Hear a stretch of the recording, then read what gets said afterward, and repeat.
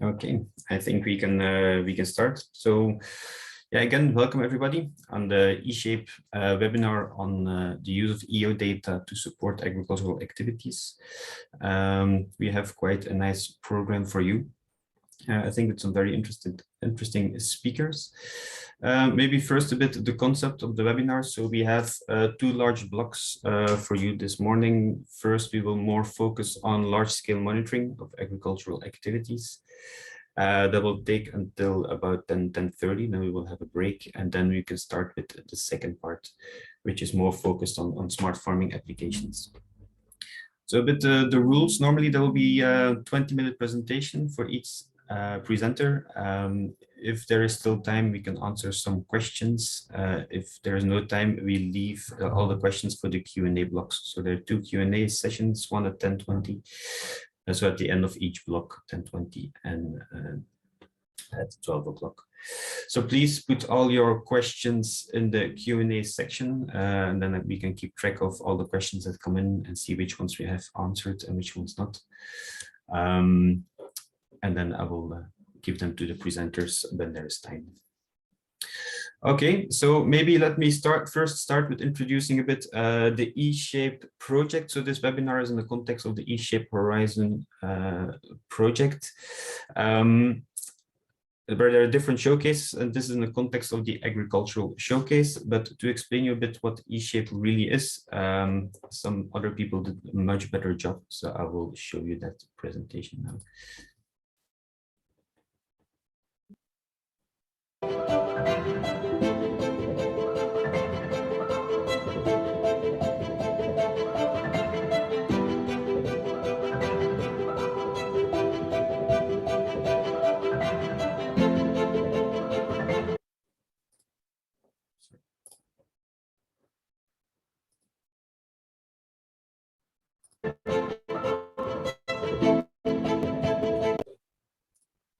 Choose there.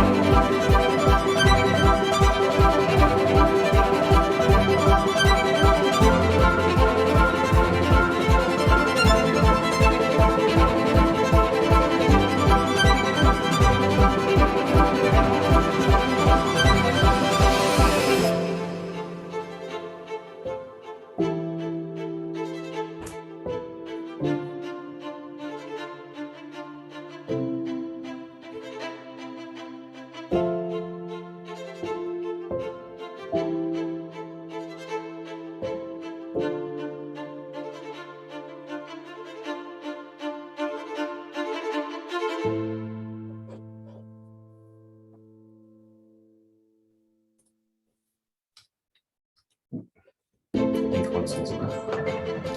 Okay.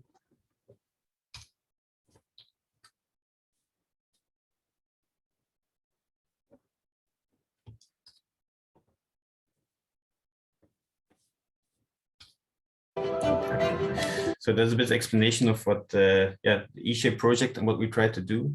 As you can see, the applications are quite diverse and wide. And what we will show in this webinar is more focused to what we do in the agricultural showcase.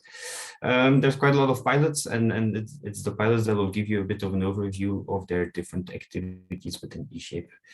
So I think we can start with the first presenter, so Andy Nelson from ITC, presenting on index insurances. Andy, the floor is yours.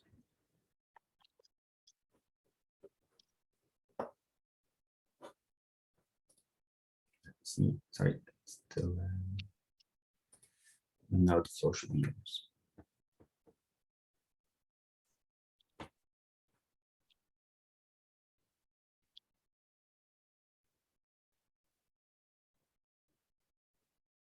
Is it okay, Andy?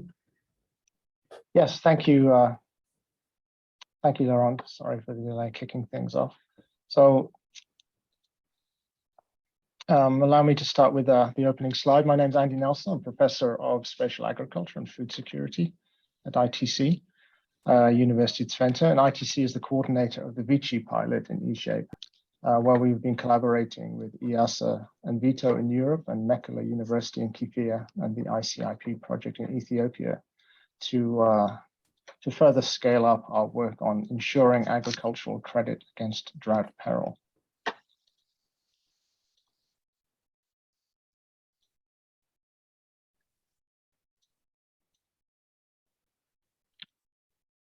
If I could start with talking about the problem that we're trying to address in this pilot.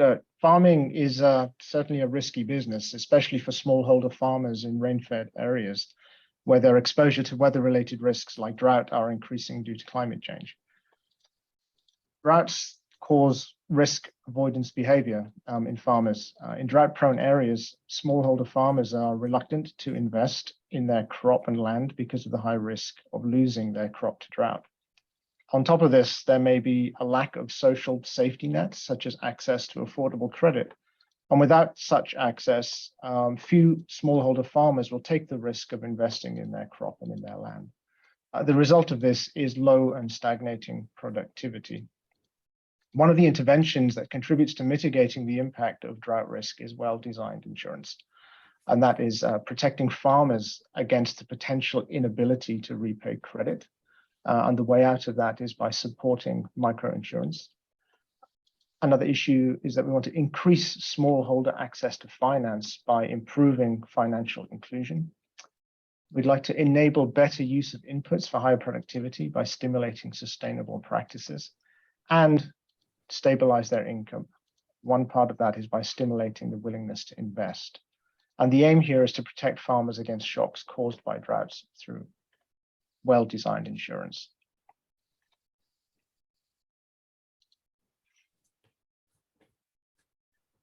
So how do we develop an insurance product that meets those aims? So it requires some thought into what constitutes a well-designed drought peril insurance solution. One important point is that insurance should not be a hidden subsidy model. It should be as self-sustaining as possible with affordable premiums that do not depend at all on government funds or depend on them to a very low level. That said, the assurance should be aligned with government strategies associated with rural finance, so it's not a standalone program. It must be well embedded within policy. Another point is that it should not insure the farmer's business model. So instead of ensuring yield, which is also prohibitively expensive in many cases without a subsidy, instead it ensures the pre-season investments that the farmer makes by ensuring agricultural credit so that farmers can take more risk in investing, knowing that their loan costs will be covered in the event of a drought. Ensuring credit means that the insurance can be invisibly bundled with existing credit schemes and even benefit from branchless banking technology, some of which you see here in the photo. Finally, the actuaries in the insurance business who develop the insurance business models typically need more than 30 years of historical data to create sound insurance models. From a remote sensing perspective, such long time series are hard to obtain, where the aim is to have regular observations of vegetation condition in a particular pixel, which would represent one or more parcels of land that we'd like to assess for the impact of drought. So these are the kind of challenges we considered when developing the Vegetation Index Crop Insurance, or VICI, product for rain-fed smallhold farmers.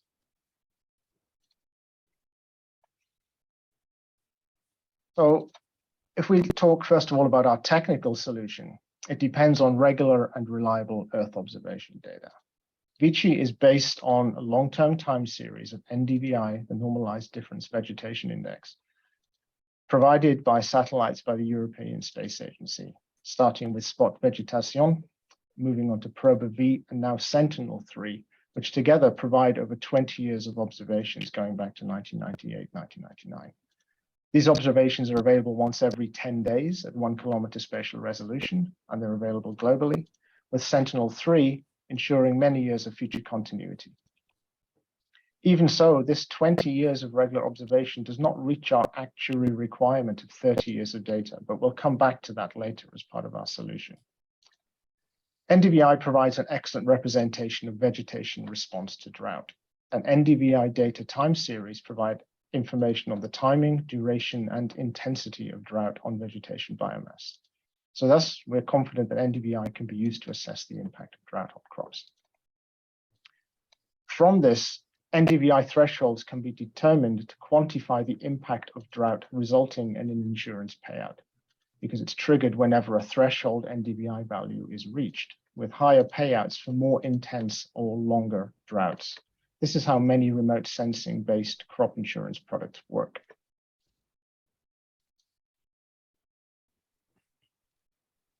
However, we can't assume for a particular pixel and a particular 10-day period that it has a normal NDVI frequency distribution. So this precludes the use of a deviation from normal approach as an indicator of drought. Drought is an extreme event, which requires looking at the tail end of the distribution that you see here, rather than the deviation from the mean. Extremes are by their nature rare events, although we see that drought is becoming a more frequent event in many parts of the world, meaning that historical NDVI values of a single pixel will not give us a sufficient number of observations of drought to say anything statistically robust enough to be used in an insurance business model. Instead, the NDVI thresholds need to be based on population statistics instead of sample statistics, which are derived from zones which contain similar NDVI signatures. These zones come from an unsupervised classification of the last 5 years of NDVI data from that long time series, on the basis that land cover and land use remained relatively stable over a 5-year period. These zones that you see here color-coded represent the spatial and temporal variability in NDVI, which we can exploit for generating population statistics on NDVI. With our large population, we can now look at how the NDVI time series for 1 pixel, shown here in the black line over a period of 14 years, is varying compared to, say, the 5th percentile, which is the pink bands going across the graph. So we're comparing what's happening in this particular year against the 5th percentile, representing the tail end of the distribution. In the case of Ethiopia, where we first developed and applied VICI, each of these zones has a population of between 2,500 and 12,500 pixels. Each of these represents a time series of NDVI observations over 10 days over multiple years. It's this large population which gives us the required robustness to set trigger thresholds for payouts for each of these zones. The chart here shows again how often a payout is triggered and to what level the payout is triggered for a particular pixel over 14 years. If we look at the bottom half of the graph where you see the bright red bar charts showing when a threshold is breached and for how long. Of course, these payouts can be visualized on a map where insured farmers occurring with their land within those payout pixels receive a payout relative to their insured credit amount. So that's the technical solution. I'd like to talk a little bit about the the service itself and the people behind it. It's a public-private partnership for co-design and co-development. Vici is a novel example of interpreting this space-time cube of MDVI data. But the co-design of this and this co-development has taken place over a number of years and with a number of partners, starting off with the G4AW program funded by the Dutch government, with partners here in Europe and the Netherlands. Now in eShape, in the further co-development and scaling up to add additional use cases and additional services. This is taking place with our partners IASA, Vito, and Mekelle University, with our users or on the ground, including Kifeya, the ICIP program, which I'll talk a little bit about in the future, who are helping us to scale up collaboration in Ethiopia. And of course, EO providers, European Space Agency, and Vito also has a role there, which I'll talk about later in the webinar. But as you can see, it's quite an eclectic group of partners in this partnership that cover all different aspects of a technical, but also a social solution to crop insurance, ensuring that we really are able to reach end users and beneficiaries on the ground and provide a service that does have impact. All of this has not been plain sailing. With any such piece of work and partnerships, you're going to face challenges. I think our pilot has had a few quite special ones, but I'd like to just review them and explain how we are dealing with them and how our pilot has changed over the last few months and years to deal with them. So scaling it up in eShape has been a bit of a challenge. Some of them are technical, within the control of the consortium to address, but others less so. So I'll start with the technical one.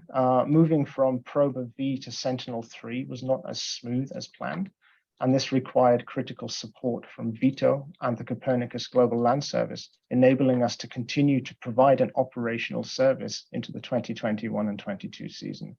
I think this is one of the things to be aware of when you are responsible for an operational EO service, that it is essential that you are able to continue to provide the service month after month, and particularly on time for the growing seasons when you're dealing with an insurance product, where timeliness of information is essential in order to make sure that the payouts can be made on time.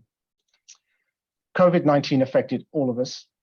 And on top of that, our pilot's planned implementation was halted for a long time, and still is, by the ongoing civil war in Ethiopia, which is causing unimaginable hardships on many people. We remain hopeful that this civil unrest will end soon, and our thoughts are very much with our partners, colleagues and friends in Ethiopia, especially those in Mekelle, which is in the middle of the zone where the fighting has been most intense. What this means is that whilst the ICIP program in Ethiopia has continued to be a user of our service and is offering Vici in the Oromia region, and fortunately Kifeya, another partner and insurance provider in Ethiopia, is going to continue upscaling the Vici pilot, we did need to postpone some of our plans to further expand the service in Ethiopia. And we had to radically change what type of services we offer and how we offer them, because implementing this in Ethiopia under these conditions was simply impossible. The good news is that Vici has been deliberately based on scalable technologies, and the societal problem it addresses, drought, is prevalent in many regions. So the use of Sentinel-3 data ensures continuity of what we can provide as a service, and our collaboration with Vito means we can offer EO-based products for drought monitoring and drought insurance beyond Ethiopia. Our collaboration with IASA means that we can have apps on the ground to better understand the relationship between what we observe with the Earth observation time series and what farmers are reporting in terms of challenges they face, so we can further improve the service itself and consider expanding it to other types of services. So in 2022, we are exploring new partnerships to co-develop new services for drought insurance and drought monitoring across Africa based on the Vito Terrascope system. Despite these challenges, and substantial changes to our pilot, we can end the webinar with some success stories and with some impact stories from the perspective of users of the service. The users of the service are the insurance providers, so I'll start with that perspective, but we'll also go down to the end beneficiaries of the service, the smallholder farmers in Ethiopia.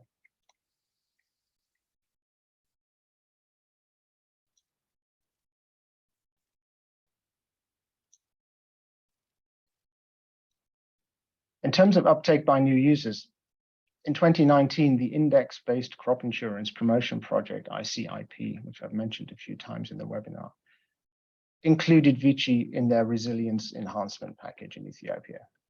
ICIP is a project run by the Japanese International Cooperation Agency, together with the Ministry of Agriculture and other partners in Ethiopia, such as Kifeya, the financial technology provider. So far, over 17,000 farmers have received training under this program since 2020. And following that, over 3,000 farmers decided to enroll in the insurance. The total collected premiums reached nearly 800,000 Ethiopian birr, and drought in the 2020 season meant that there were around 256,000 birr in payouts for almost 1,000 farmers. More than half of those insurance farmers signed again for the insurance in the following season, suggesting that there's quite a large number of farmers were convinced by the product and continue to use it. And in the coming year, the ICIP team is planning to expand the target area to reach more farmers than that. So Vici continues to provide an insurance service to the ICP program and with partners to farmers in Ethiopia. So we're happy to see that this is one of our new users of the service, and they've already been able to demonstrate impact through their capacity development and outreach to bundle our remote sensing-based insurance product into a larger resilience enhancement program, which offers other training and agricultural practice training to farmers on the ground. So the insurance is not just a standalone intervention.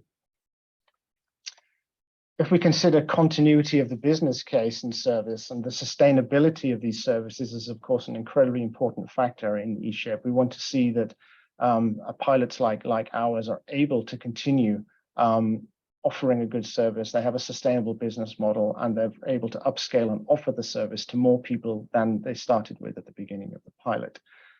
Kifeya, our partner in Ethiopia, has recently secured a loan of around 2 million euros from the Insure Resilience Solution Fund, and the link is here where you can find out more about this story, to scale up Vici in Oromia and the SNNP regions in Ethiopia, and to finalize their digital insurance platform, which enables them to scale up this type of service to many more people. They plan to insure around 50,000 farmers within 2 years using the Vici service. And this is in addition to the farmers that will be reached through the ICIP project I talked about on the previous slide. The product will be distributed through village insurance promoters who primarily provide information and educate smallholders about insurance options. And agents of financial institutions, unions, and cooperatives then sell the product and collect the premiums. So this dual point of contact really helps farmers to improve their understanding of their product and build confidence in that it is a reliable insurance package that's affordable and will provide them with the kind of social safety net they need to continue investing in their land and boost their productivity and eventually income. In addition, the insurance products combined with innovative IT solutions, so a cloud micro insurance platform will support insurance companies digitally managing insurance policies and claims, helping to further reduce the operational administration costs of such services. So I should note here that Vici remains the only single officially government-approved, widely supported crop insurance scheme to cover small-scale farmers against the peril of drought in Ethiopia, which does suggest that establishing such programs is quite a challenge. So we're quite pleased to see that this has happened and remains the case. So that's from the perspective of the users and some of our partners and stakeholders in the project. But what I'd like to end with, and I hope this video is going to work, I'd like to share with you 2 interviews with farmers and one with a local project coordinator from the ICIP project who are developing local capacity so that EO-based solutions like Vici really become integrated into rural resilience programs. So we can demonstrate that we've gone from the whole chain of Earth observation-based solutions from knowledge providers like ITC and Vito to real impact on the ground that is making the kind of difference and impact that we'd like to see from this technology.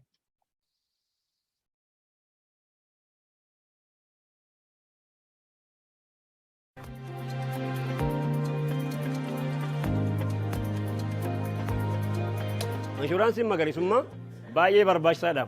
Faayidaa qabeessallee. Maaliif yeroo hongee aanaan keenya akkuma beekamu aanaa naannawa sulula qiinxama keessa jiru akkasumas ammoo naannoo gammoojjii ho'aa keessa jiru waan ta'eef kanaaf ammoo haalli qilleensaa yeroo yeroodhaan jijjiirama waan deemuuf haala qilleensaa kana ilaalchiseetiin akkasumas sanyiin gosoota garaagaraa ammoo naannoo kanatti miidhaa irra ga'uu danda'a waan jedhamuuf dhaabbanni kun inshuraansii magariisummaa kana iddoo kanatti akka qotee bulaan irratti hirmaatee faayidaa fi miidhaa isaa ilaalchise qotee bulaan akka miidhamne miidhaa isaanii baraaruu waan barbaaduuf haala kanaan dhiyeessee jechuudha.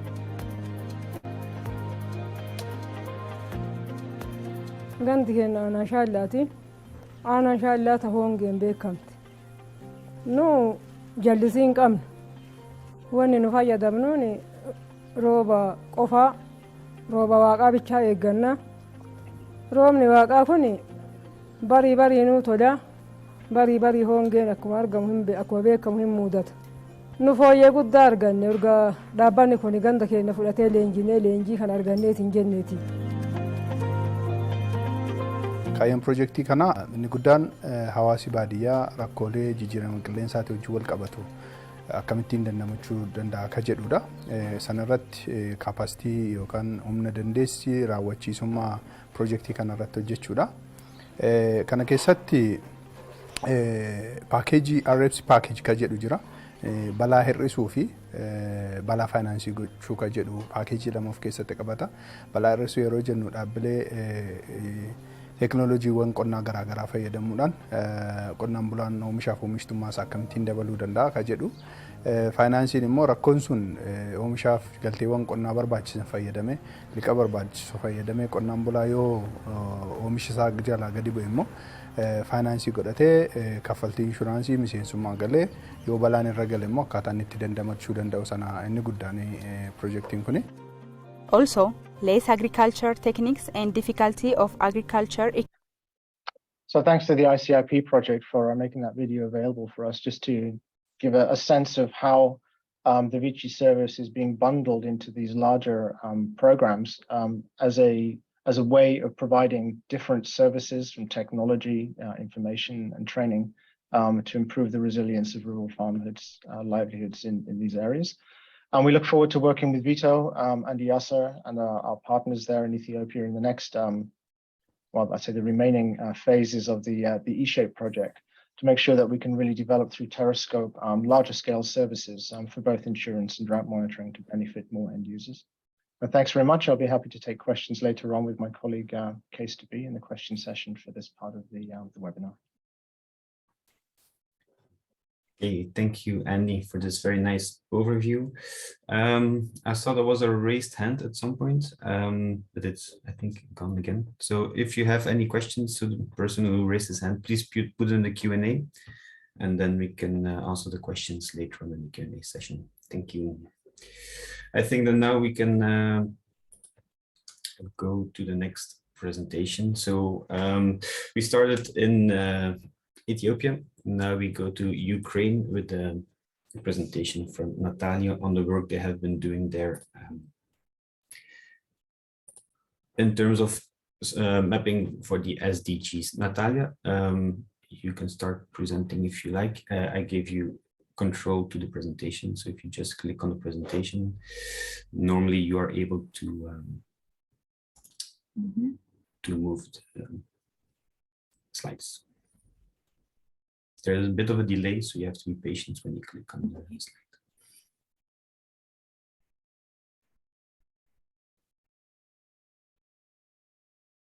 So normally if you just move with your arrows, next slide, and then goes to the next slide.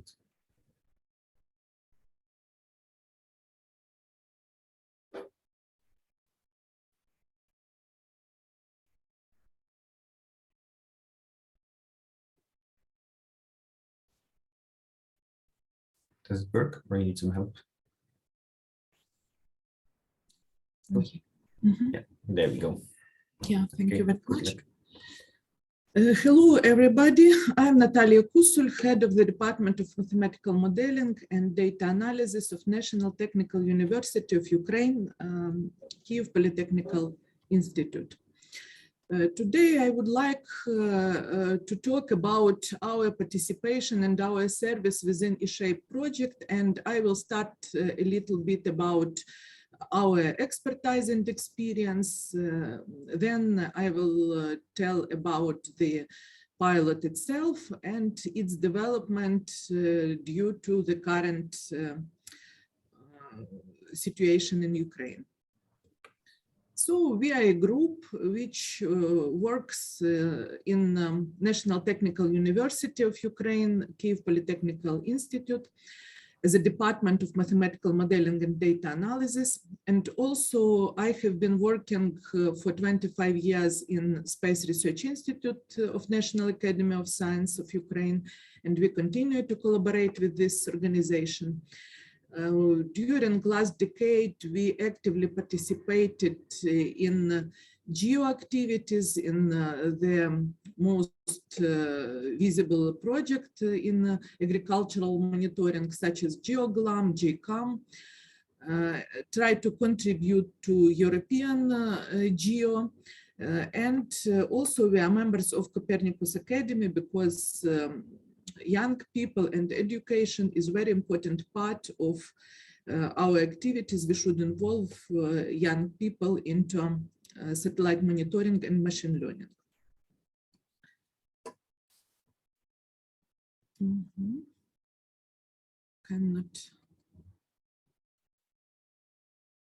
Cannot change the slide. Oh, yes.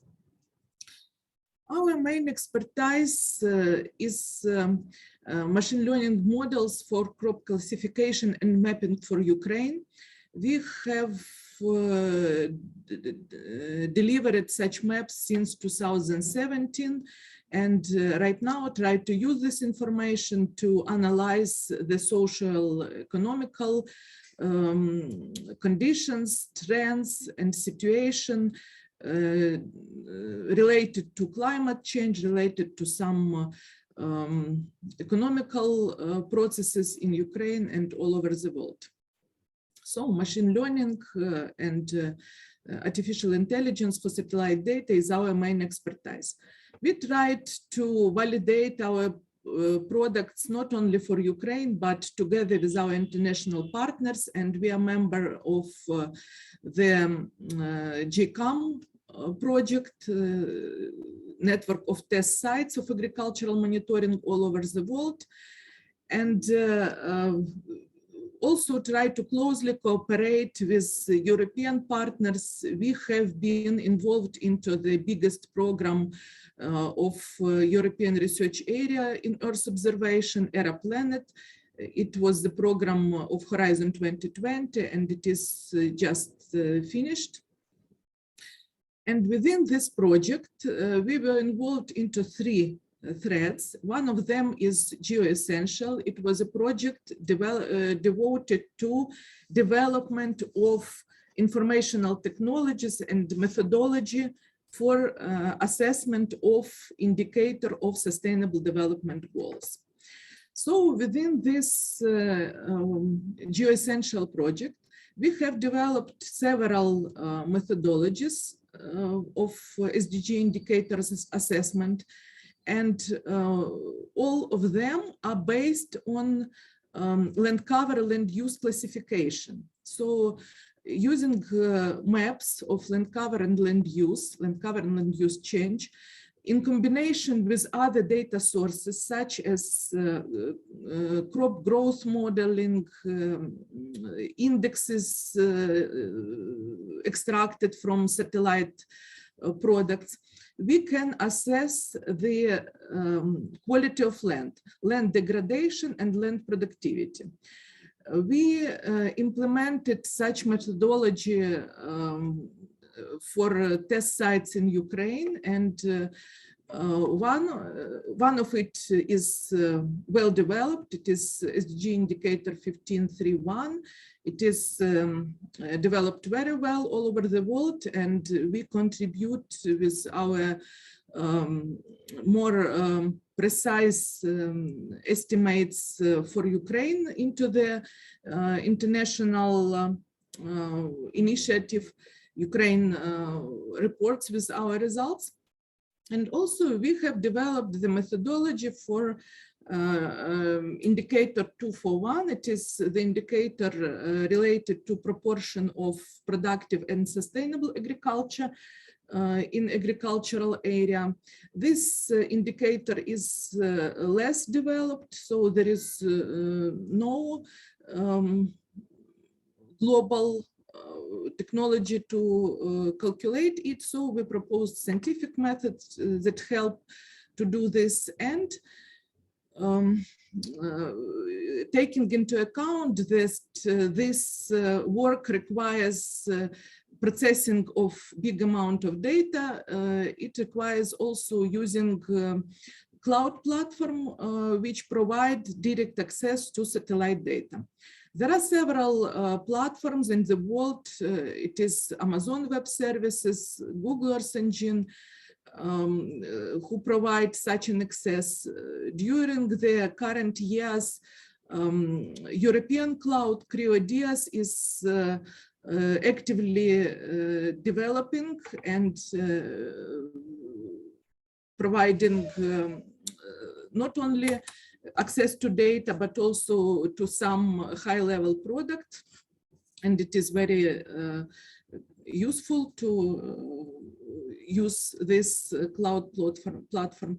And also there is some open source software such as Open Data Cube that provide the convenient way of access to the time series of satellite data.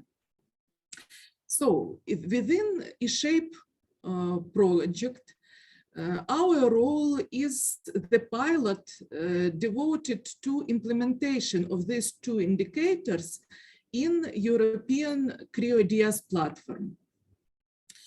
And building a map of assessment of these indicators with special resolution of 10 meters.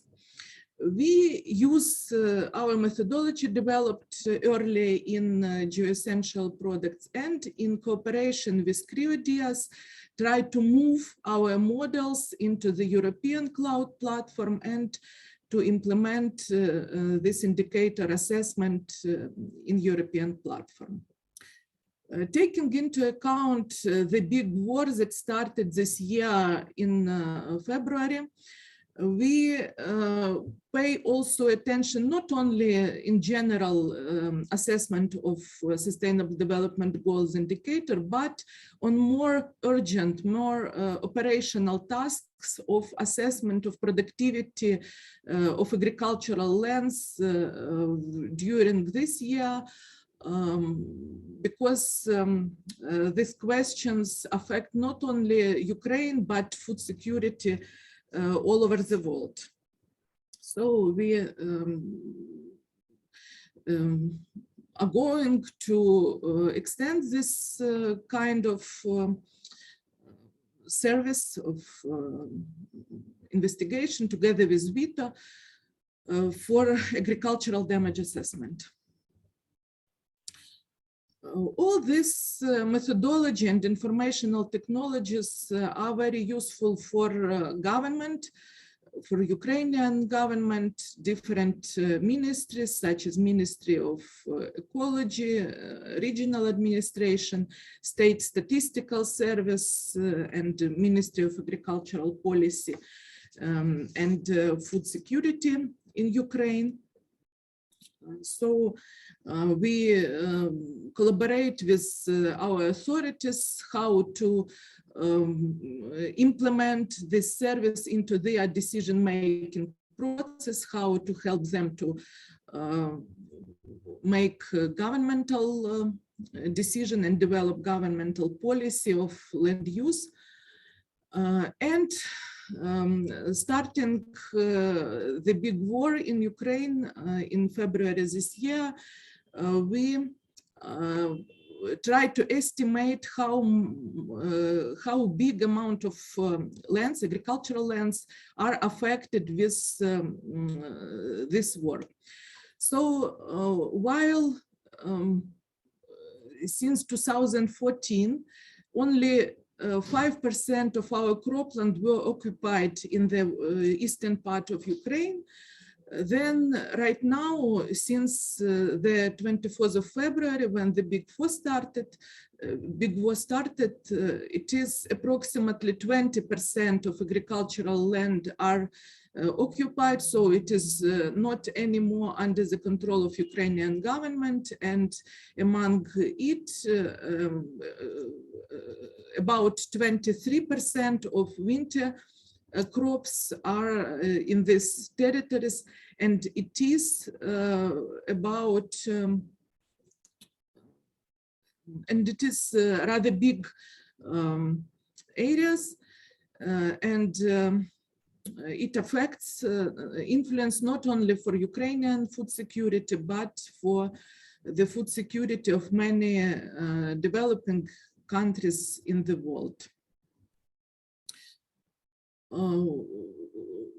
Right now, the military actions are happening in different parts of Ukraine, and there are a lot of fields that are damaged by direct fighting, and we can observe the traces of bombing, of high vehicle moving at the fields, and this land could not be productive, and we cannot harvest and cultivate these lands effectively. So it is a very important task that we are doing right now. And during last week in ISA Living Planet Symposium, Joint Research Center together with Cloud Ferro company who runs CryoDias presented the initiative. It is bottom-up initiative, EO for UA, Earth Observation for Ukraine. And this initiative include the creation of such synergetic partnership based on CryoDias platform to put together the informational products and satellite-based products to get the most integrated results on assessment of agricultural situation in Ukraine. So this initiative has been started, and we as partner of this initiative provided our crop classification for 2021. We moved our model to CryoDias and ran it there. And also we provided our ground data, in situ data collected for our GCAM site in Ukraine since 2017 on basic crops for validation, for joint use of different partners of it. And I hope very much that this joint efforts will help us to get the most objective estimates and to analyze the situation in real time and to analyze what has happened. According to our assessment, right now we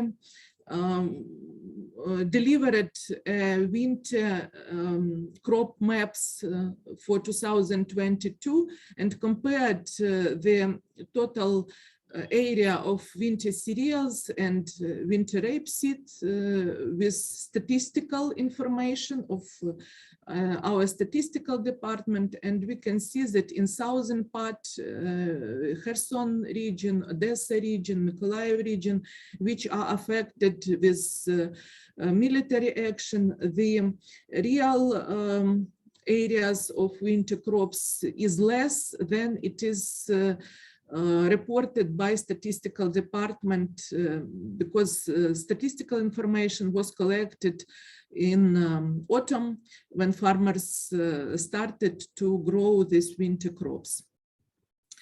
Similar situation is with winter rapeseed. So we see that a lot of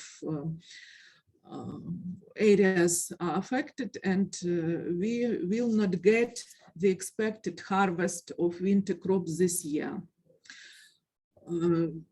Within CREO-IDEAS, using access to Sentinel-3 data, we have analyzed the cumulative temperature for the winter vegetation season, and we observed that this year is most similar to 2019. So we can compare the meteorological conditions and can compare the vegetation state for this year with 2019. And if vegetation state in some fields during this year is worse than in 2019, we can conclude that these damages are caused by war, not by meteorological conditions. So what is the potential of use of these products and this service? Right now, crop area estimates and crop state estimates are very important for our government, for international organizations. Many of international organizations require such information to understand what will be the situation with harvest, what will be the situation with food security in the world. So, in addition to Sustainable Development Goal indicator assessment, so in addition to the strategic assessment of land productivity and land degradation, we can provide the operative assessment of land productivities in Ukraine, estimate damage and loss assessment, and food security in the world. Now in Ukraine, there are several initiatives that try to use this information for their operational activities. For example, Ecological Inspection initiated creation of working group to assess the ecological impact of war to agricultural lands and to develop some methodics how to estimate the damage and the effect, to try to organize the try to provide this information to the international courts and to receive the compensation from Russian aggressor for these damages. Also, National Bank and World Bank interested in this information because they are in charge of some compensations for farmers, for people who suffered from war, and they require objective information on such damages, and we try to provide this information for them. So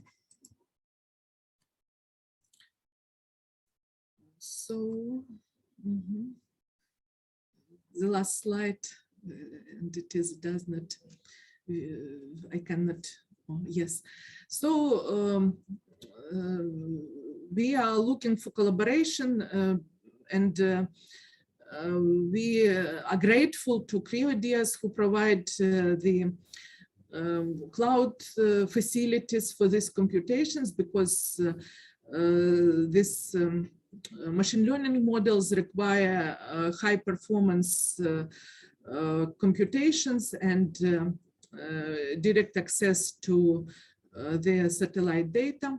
And I hope together with our partner of Icip and CREO-IDEAS, we will get this operational information and long-term strategic assessment. Thank you very much.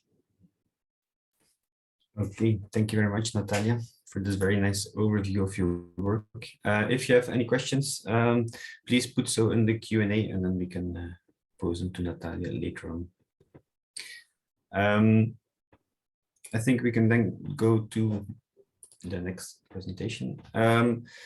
So we already had two, so we can go to the third one, which will be done by myself and Stien Hermans from the KU Leuven. So the focus of the next presentation will be more on how to use EU data in the context of GeoGLAM, which is mainly trying to provide some services for agricultural monitoring, but on a global scale.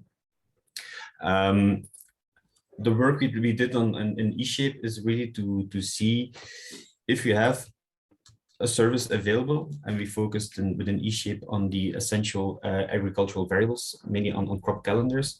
So if you have a method to do, for example, parcel-based harvest detection, how can we make this service available to the wider community and also on a global level? So this is not about making a product and making this product available, it's really on making a methodology and a service available to the wider community. So we focused on harvest, emergent, and mowing, but I'll mainly in my examples show you harvest.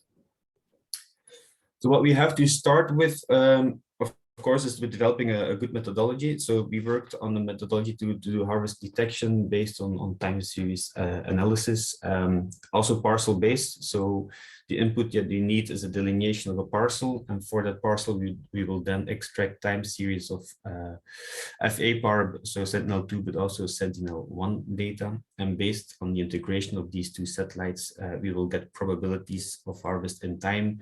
And based on these probabilities, we can then go to the actual harvest day. So that's just very short, the methodology that we have. And the first question is, well, if we have this method, how can we make this globally available? The first question we get then is, well, we have to make it available in a cloud infrastructure or multiple cloud infrastructures. But which ones currently available in Europe are actually suited for that task? So what we did is basically do a benchmark analysis of all the European infrastructures, so the GeoDiases, all the diases like GeoDias and other ones, to see to what extent they would be suited to provide such a service on a global level. And that, of course, includes data availability, but yeah, is it global coverage or is it only for a certain geographical extent? How long is the archive? How easy is it to order data if it's not available? How easy is it to integrate your service and so on? So really look at the usability of all these different cloud infrastructures in Europe, to kind of see what's still needed, what are the difference between the platforms, and try to come up with some suggestions on what's still needed, which improvements still need to be done. So that's the first, so how can we make it available? But secondly, of course, if you make such a service, typically what we do is we train and we calibrate the whole methodology with the data that we have, but usually the data that we have, the in situ data, is only available, we mainly work, of course, with data from Belgium, since that's the data that we have. So that's locally trained. But how can you train something locally but still make it available globally? So that means you still need a lot of other reference data as well, coming from different parts of the world. And the question is then, okay, but what's already available? Because we don't have it in-house. So what's available? How can we collect more data? And how do we really manage and organize all this data? And that's really a large bottleneck in upscaling services and methodologies. You can do it usually for your own region, but as soon as you try to expand and go into other areas, you run into this problem of available in situ data. So Wageningen, what they did in that aspect is really look, and they did a very extensive search of which data already exists out there that has this phenological information available. So we not only need to know, for example, crop type, but also like the actual harvest dates. And so they did a really extensive search of all the available databases, data journals, and they tried to compile all this data, bring it together, really did quality control. But this whole curation of the data is really a tedious process. So that means it takes a lot of time. Not everybody has very well documented metadata. The quality is not always sure. And even if you have good data, it's not always fit for what you try to do. Because, for example, we have a lot of data, phenology data in Germany, but the scale at which it was collected makes it not usable for parcel-based harvest detection. So it's not, sometimes the data is good, but it's just not fit for what you try to do. And so there was a clear need to try to kind of standardize all this data and data collection. And that's what they have been doing within this pilot. But still, we saw that there was still a need for more data, and that we need to kind of streamline these data streams between data collection, data curation, making all this data available again, so make it fair, so that other researchers can also use it and they don't have to do all this exercise again. And based on this need that we identified and saw, we try to look at an integrated approach where we go really from data collection all the way to service development. And basically we have 3 steps here. So on the one hand, we have an app, we have a data platform, and then we have the services that are built on top of these data. So if you go to the first part, IASA did a really great job in developing a new app, so the Crop Observe app. So it has just been released. It has been available for a year for a limited number of testers, just to go through the functionalities and stability of the app. But now we improved it again, and now it's available. So it's an app really designed just to collect parcel-based information for on crops, and it can be just the crop types. It can be on phenology, certain damages, management activities like harvest and mowing of the grass can be inserted.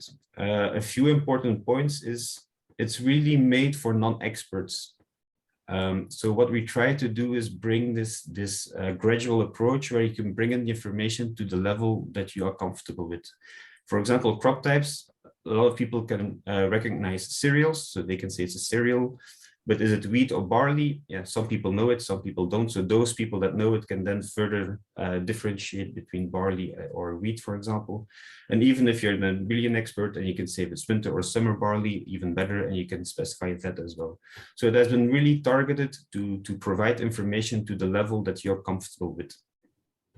Also very important is all data collected with the app is made freely available to the wider community. So it's not just collecting data for yourself. If you collect data with the app, it's automatically made available. And so right now, like we said, we've been trying it out for a year. We already have more than 2,000 points. So that's really starting to work and bringing in interesting data. So they also included a visualizer just to know like all the data that you are collecting, that you can go back online on the platform, look at all your data, download the data, and so on. So it's not once you've collected it that you lose it, but there you can retrieve your data again, either through that platform or API based. So you can also automatically extract all the data and download it to your computer again afterwards. So that's on the data collection. Also a nice thing, but that's more what we do. For example, internally, we have this app. So now internally, we're kind of making a competition of who can collect the most data on emergence, crop types, and so on at Vito. And I just blur out the names a bit for the privacy. But so then we can see like who's collecting most of the data. And we have 2 champion users, but one of them is here presenting later on. But also the other colleagues, and then we can have this kind of competition. And that way we collect a lot of data on phenology. So it's really working quite well. So once we go to this data collection, we need to do quality control on it, because it's not always sure that it's collected properly. For example, if you're standing on the road and you collect data, you have to make sure that the data point you're collecting, and in the app it's easy to adjust, but you still need to do it, that you adjust it to the field you want to register and that you don't locate the road you're standing on. So we need to do some types of quality control before we actually make this data available. And that's then part of the data curation. And we do 3 types of quality control. So there's a thematic control, because you can also put pictures with your data collection, and then people see does the crop type that you ingested correspond to the crop that we see on the picture? Is a phenological stage also corresponding to what we see on the picture, and so on? Also, like the temporal accuracy, is it good enough? So there's a few checks that we do before making it publicly available. Also on the completeness of the metadata, but this is still work in progress because now it's mainly manual work, but we would like to make this more and more automatic. And there we are in contact with a wider community. And it's also part of the GeoGLAM in situ working group to see how and which quality indicators are important and how to automate. So once we have all this data, then we go to work being done by Wageningen University. So AgroStack is a data platform that really tries to bring all this data, agronomy data together. So not only from the app itself, but also from publications. So researchers that have collected a lot of data and would like to make it fair so that other people can use it as well. They can ingest it in AgroStack as well. And that way we try to bring all of this together for other users to have it easily accessible. So there's a whole viewer available to play with the data. You can also do it more automatically through an API. It depends a bit on what you need. So this is just an example of what it looks like. So if you would like to know, for example, give me all maize data that you have in Europe, which has phenological information, you automatically get all these data points and you can download them. So that way you can kind of sort through the database and only extract the data that you need. So once we have all the data available, so we have data collection, data curation, it comes in a database. Now all of this is available. So the next step is how can you use this, all this data to really then go to the service development. So what we did is the harvest detection that we have, for example. So we first developed it on mainly Belgian data, but then with all the data that started to come in AgroStack, we were able to do some quality control on performance in other countries as well, and see which adjustments still needed to be done. Retrain models and so on were very easy to do this way. So that was the third step of the work we did in this pilot. And so now we have harvest and emergence ready, mowing also, but there we still need a bit more data to get it a bit more accurate. And so we have these three steps, and then I would like to give the word to Stien Hermans from the KU Leuven, because she actually started working with these tools in her own research. So just to demonstrate, yeah, it's not just in eShape, but that we try to see how it could work, yeah, for other researchers as well. Stien, so I give you the floor. Yes, thank you, Laurent. Can you hear me? I can hear you. Great. So for our project, we want to actually know what's on the field in winter time. So usually a lot of the data is available for the main crops, but we are focusing mainly on environmental policy in Flanders. So the Common Agricultural Policy. And we want to know where catch crops are on the field in winter because they can fixate nitrogen and they can then decrease leaching to the groundwater and surface water and thereby increase the quality of the water resources. So the objectives of our study was, on the one hand, the classification, which crop is on the field in the winter, because in Flanders, the farmers are actually obliged to put catch crops on a lot of their fields during the winter. But we also wanted to know the emergence and the harvest date, because how long these crops are on the field influences how much nitrogen they're able to capture from the soil, and so also influences how much nitrogen leaching they are preventing. And therefore, we used the tools provided by the eShape project. Not sure if I can go to the next slide. Yeah, so as the input data, we used also the combination of Sentinel-2 and Sentinel-1, which is provided through the CropSAR service. And for the field reference data collection, we used the app that was explained by Laurent, so the CropObserve app. And it was really convenient for us. We could go into the field each week and we could select if there was a crop on the field, which crop it was, which phenological stage it was in. And so also add pictures, and then afterwards we could really easily see for the fields that we monitored when our emergence or harvest date actually was, and also which crop type was on the field. And even if we were not sure, then afterwards we could look at the pictures or have other experts look at them and help us to identify the crop afterwards. For the classification, we mainly focused on whether it was a catch crop or no catch crop, but we did this in a hierarchical way because not all the catch crops are very alike. And we saw that with certain machine learning techniques, we could get a rather good classification for whether it was a crop or not a crop, but to distinguish all the crop types, it's still a challenge. So we are still working on this one. And then for the emergence detection, we used a script that was provided by Vito for main crops, but we adapted this for training specifically on the winter crops. And it works through a threshold methods where certain hills and valleys in the time series are identified, and based on where they are located and their height and how far apart they are, eventually you get an indication of the most likely emergence date. And we found that when adapting this to specifically to work on the winter crops, we could get a rather good prediction with only 15% of all of our fields not being detected, and with an RMSE of 10 days. And since we only went in the field every 7 days, this is already a very good result for us.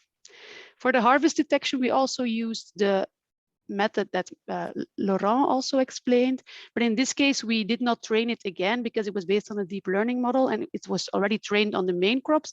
And we wanted to see if this would also work on the winter crops. And we saw that depending on the starting and end dates of the detection period, we could also get a rather good result with, again, 10 days RMSE and a percentage of non-detections of 9%, which is quite okay. One of the main challenges here is that for winter crops, they die on the field already before they are harvested. So in a lot of cases, it's actually the senescence date that is detected and not the actual harvest date. So what we want to do in the future for the next year is actually to try to do a more early detection, specifically for whether a crop is on the field, so that the administration in Flanders can actually go there and check if a farmer is not compliant with the policy. And we also want to see if the models that we developed, if they are transferable in time, so if they also work for next year, the model that we trained for this year, if it actually also works for next year. That's it. Thank you. Thank you very much, Stine, for your explication on how you used these our tools on your research. So I think with this, we come to the end of the first part of this webinar. So now we have time for questions. So if you have any questions for either Andy, Natalia, me, or Stine, please put them in the Q&A and then we can answer them. I see one comment in the chat, but I don't see really a question in it, but it's just a very good and interesting comment. But if there's any question, I would say now is the time. And otherwise, we can go. So I see a raised hand. Günther, you want to go? Yes, hello. I have a question to Andy, actually. Thanks, Andy. It's a very, that was very nice summary about the crop insurance service that you developed together with the partners.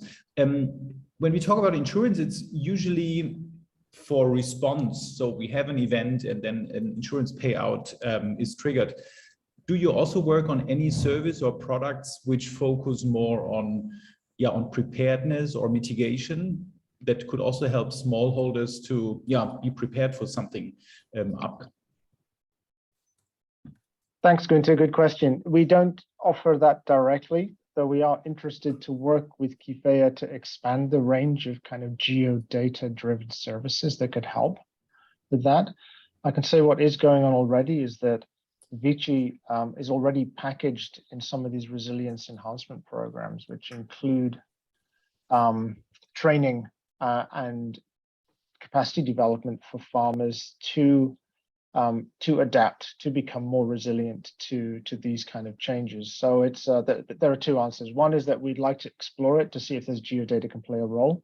And the other answer is that it's already ongoing through, let's say, more traditional technology and extension work as part of a bigger package. All right, thanks. Okay, thank you. I see no other questions. Maybe raised hands, but I didn't really see those from the participants.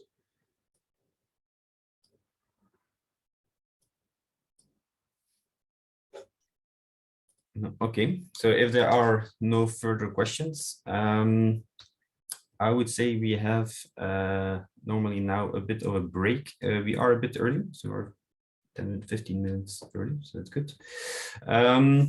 So I would say that, yeah, go grab a coffee and we meet again at 10:30, and then we can start with the second part of this webinar. See you in a bit. If you still have questions, you can always put them in the chat, and you can always redirect them to the presenters later on. Thank you.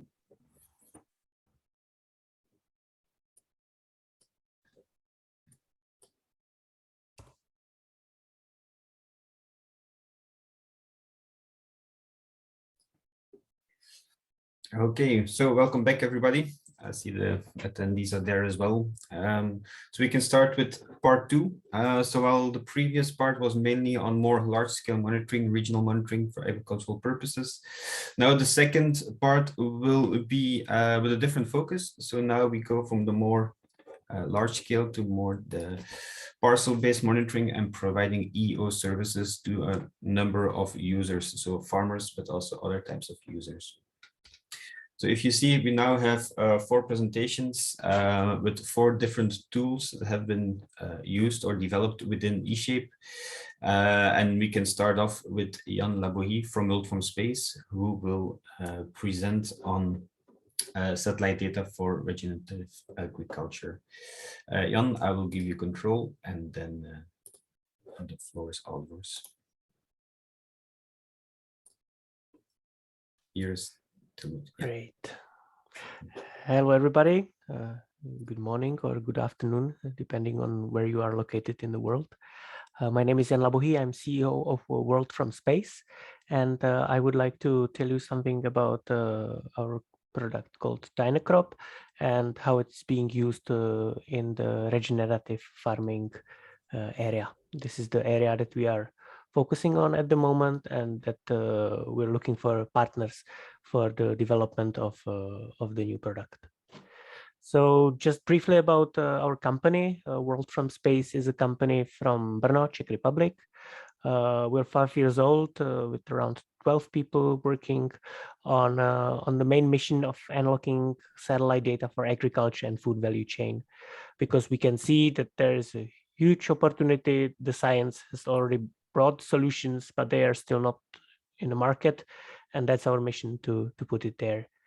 We're working also on the projects with the European Space Agency and the EU SPA. We've got running research and development projects with agriculture universities and big farms.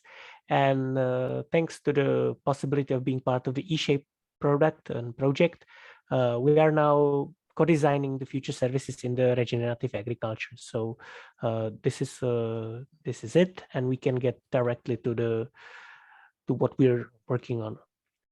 When we look at the agriculture today, we see the 4 key problems that we need to tackle.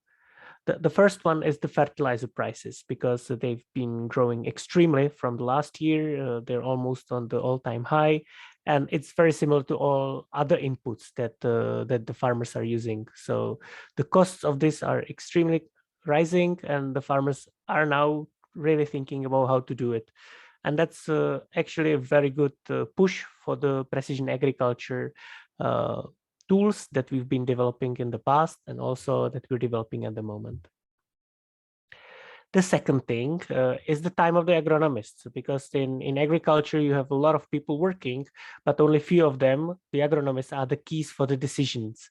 And during the season, the time is a very pressure for agronomists. They need to do a lot of decision at the same time, and they are still under the pressure. So they need to have some tools that help them to do the decision right.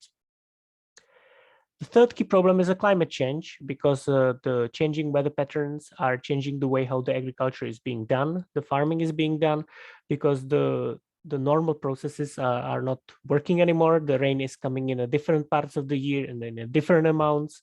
We have long-term droughts, we have extreme rainfalls, and the season can start 1 month earlier or 1 month later.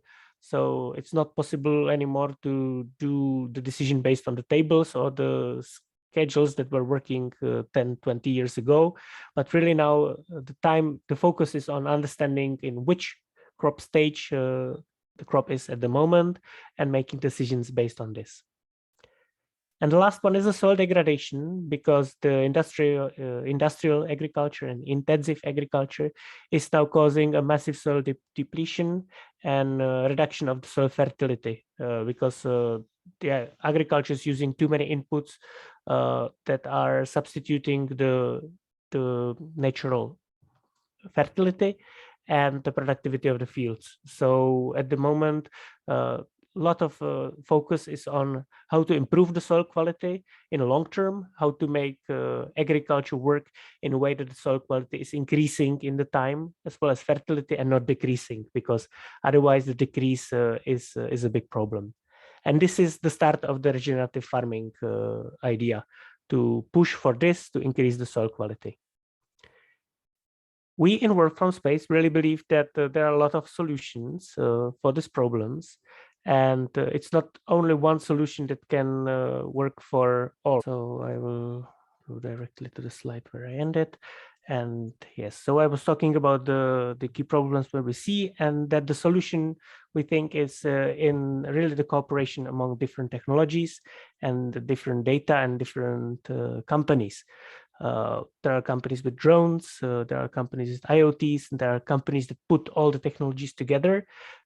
We are the one that focuses on the satellite data and is helping the other companies in the value chain to make the best use out of the satellite data.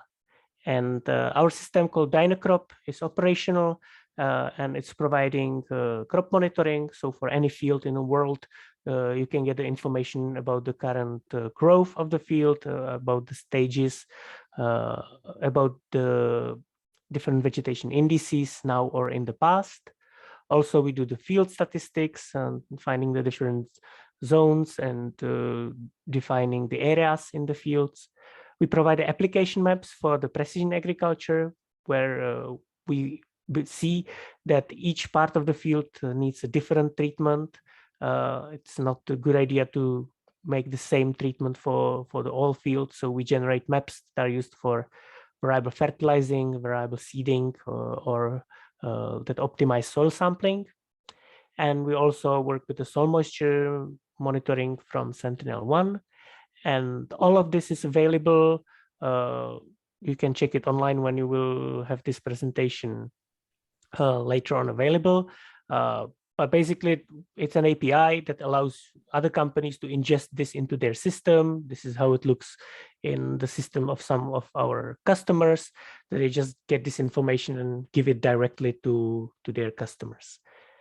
And today we will talk more about the regenerative agriculture, because that's a topic that we're focusing on now. And we're developing new functions into the system that will help farmers to support the regenerative agriculture, but also support other companies in the food value chain later on in supporting the regenerative practices. So as I mentioned, the regenerative agriculture is really focusing on the soil health. So the key mission here is to rebuild the biodiversity, to increase the soil organic carbon inside the soil, and to restore the whole soil ecosystem. Because the general idea is that the healthy soil is the fertile soil. This is how it worked before the Green Revolution in the 60s, that the more fertile soil is the better one, and you don't need that many inputs. But at the same time, while restoring the health of the soil, this prevents CO2 from being in the atmosphere, because the carbon that is in the living parts, or also in the soil organic matter, is the carbon that is now in the atmosphere. So the regenerative agriculture is able to take the carbon from the atmosphere and put it into the ground. So we've got two benefits at once, because we have a higher fertility, and also it prevents the more severe climate change. While doing this, there are also other benefits for the farmer, like improves water capacity. That's very handy in the times of long droughts, and also the higher crop resilience, because if the ecosystem is working well, the ecosystem services are preventing some of the pests and some of the illnesses in spreading. Sorry, I think I went too fast. How actually farmers can do this? There are certain practices that they can do. It's like using the cover crops that already discussed before, using the crop rotation, reducing the tillage or doing no tillage at all, using organic fertilizers, or using also some other advanced systems like agroforestry, when they combine trees and the crops in a way that the trees are helping to support the resilience of the crops. For example, protecting it from wind or sunshine. So we are supporting basically 4 different types of companies or users in the food value chain that want to really go forward with the carbon farming or regenerative agriculture. Mostly the companies with the agriculture software, also the companies that trade with the carbon credits, because the carbon that you get from the atmosphere to the ground can be transformed into the credits, like offsets, that can be then sold to the companies that don't want to, that cannot reduce all their emissions and need to offset it. Also, we support food production companies that want to understand how many of their suppliers are providing the food based on regenerative practices, and also food traceability systems that are providing the overall understanding of the supply chain and how each food or each substance of the food was created and which practices led to it. So with the satellite data, we can do basically 6 things how to support this process. And I will now show you some of the examples of what we are doing. So it's about carbon content monitoring, variable organic fertilizing, field sampling planning, soil water content monitoring, or the cover crop detection. So this is one of the examples. It's analysis of the soil organic carbon, a special indice that can be obtained or counted from the Sentinel-2 satellite that has a correlation with the soil organic carbon content of the field. In this picture, it's just an illustration. In this field, it quite correlates with the yield potential map, which is on the right side. It's not always, but in this case, it's a very good illustration. How this can be actually used in practice is that we provide the maps that create zones that have a similar carbon organic content. And this helps companies that want to do the soil sampling, because the soil sampling is the only way how to really get the verifiable information about the soil organic carbon. And if you, for example, for the carbon credits, you want to see how much was increased in the field, you need to verify it with the in situ measurements from soil sampling, but it's very inefficient to do some kind of grid sampling to do some random approach to the sampling definition. So we provide the analysis of the zones that have a similar soil organic carbon content, and then we specify the places where the sampling makes sense. So it saves the money for the people who are doing the samples. Another example is for the organic fertilizing. It's a variable organic fertilizing. This is a process of creating a map for organic fertilizing before the potatoes that combines long-term yield potential with the output of the plant during the last season into the one map. that is then transferred to the machinery, and it helps to spread the organic fertilizer in the right way on the field, because the key problem is that there is not enough organic fertilizers today. They are heavy, and it's very hard to obtain them on the market if you don't produce it also on a farm. Another use case is with the soil water content. So monitoring of the soil water is important, and it's done through the systems. This one, for example, this example is showing the optimization of the irrigation system. You can see that on the left side, the irrigation didn't really start. On the right side, it's after the irrigation, but some parts of the field were not irrigated properly. So this can be some problem with the sprinklers, or it can be also connected to the soil parameters.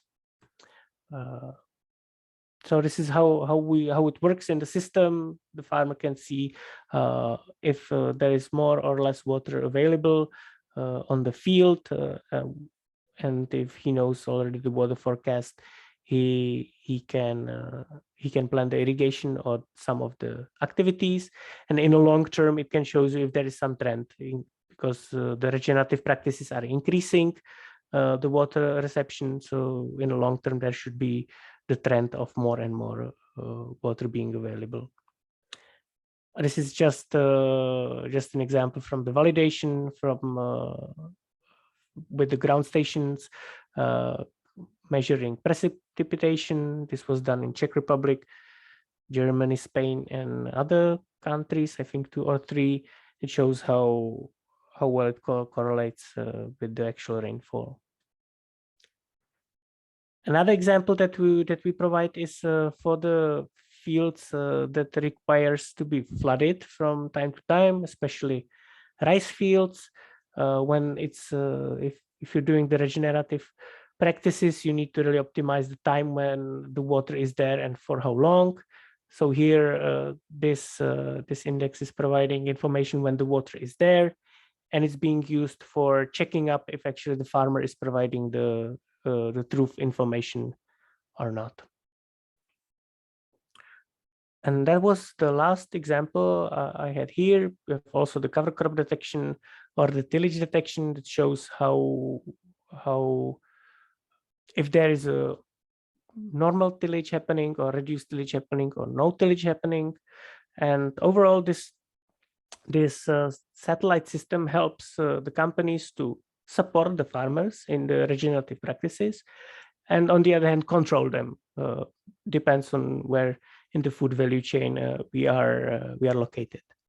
So as I said, we're looking for the partners that would like to co-design and co-develop these products with us, because we don't want to do it alone. This is an invitation for you to get in touch with me or somebody else from space, and we'll be happy to show you how we do the things, how we think that it should be integrated in our system, and what are the benefits that maybe come from this for yourself.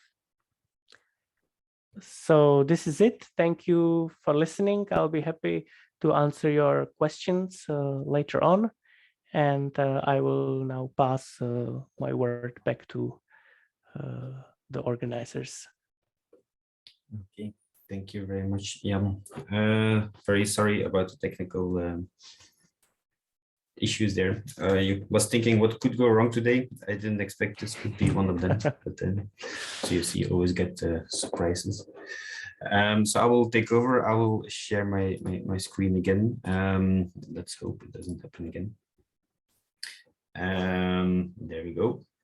So I think we can then go to the next presenter, which is Elias from NOAA, who will demonstrate a bit their platform, A-Growth. Elias, the floor is yours. Hello all. I'm Elias Tsoumas, data scientist from National Observatory of Athens, and I will present you the growth platform. It developed in the context of Icip, our pilot.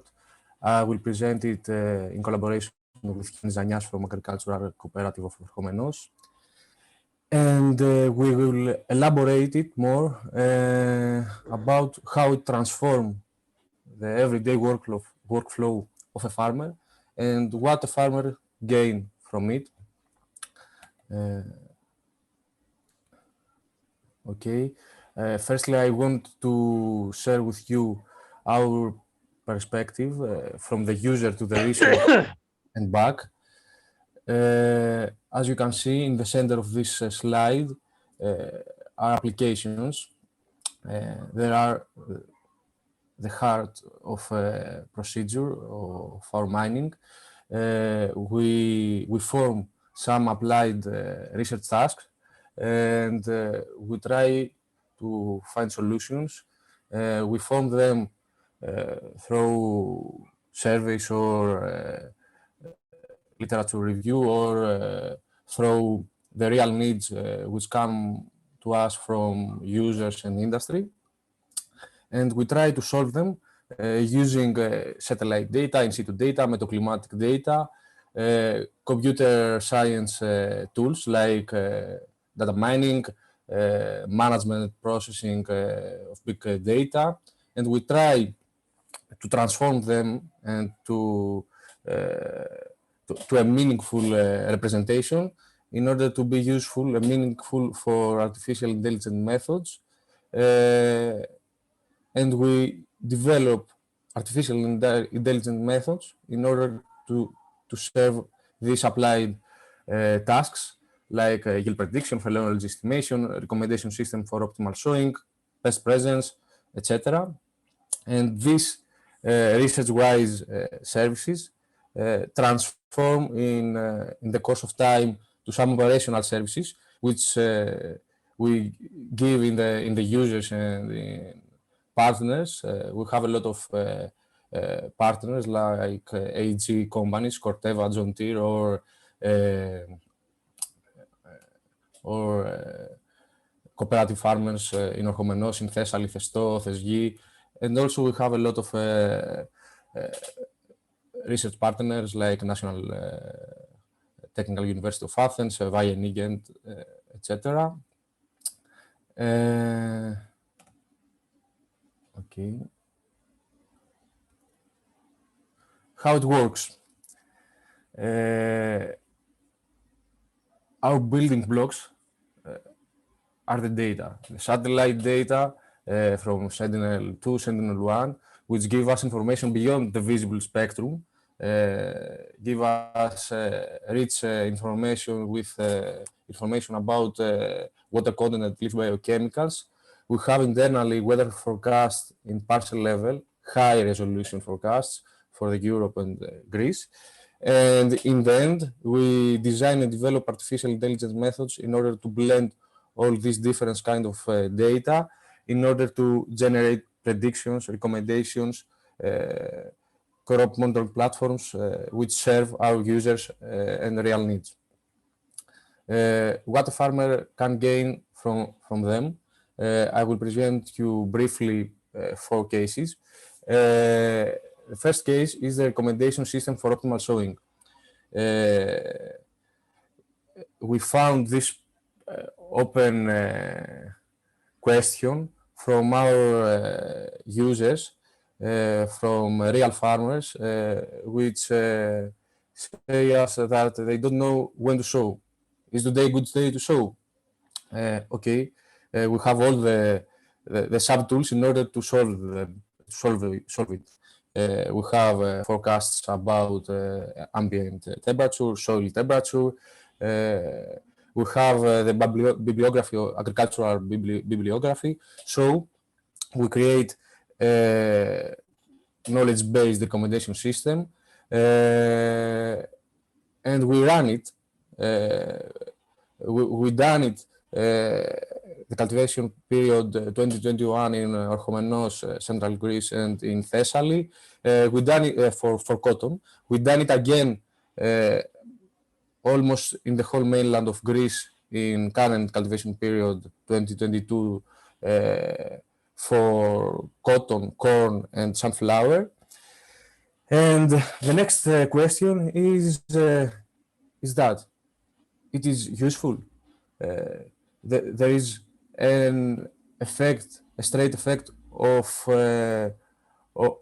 this recommendation to the final yield. The easiest way to find if your recommendation is useful is to run a A/B test, but in the most cases, like in this case, it's not feasible. And in many cases, it's also unethical because I should say in one farmer showing in a day which I predict that is a bad day. For this, we use causal inference and quasi experiments. We gave freely open in the web and in some web applications of our partners these recommendations, and thankfully some farmers followed our recommendations and someone not. So using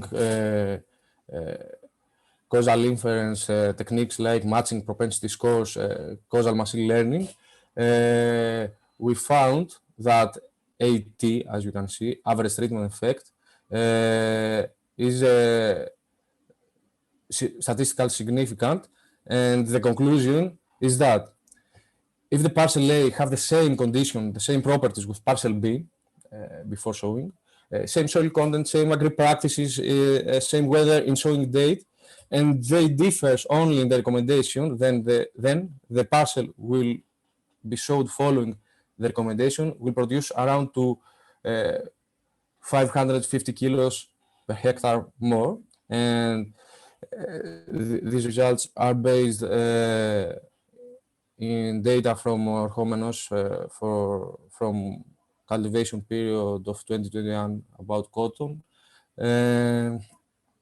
Another fresh service which we develop is pest presence prediction using interpretable machine learning.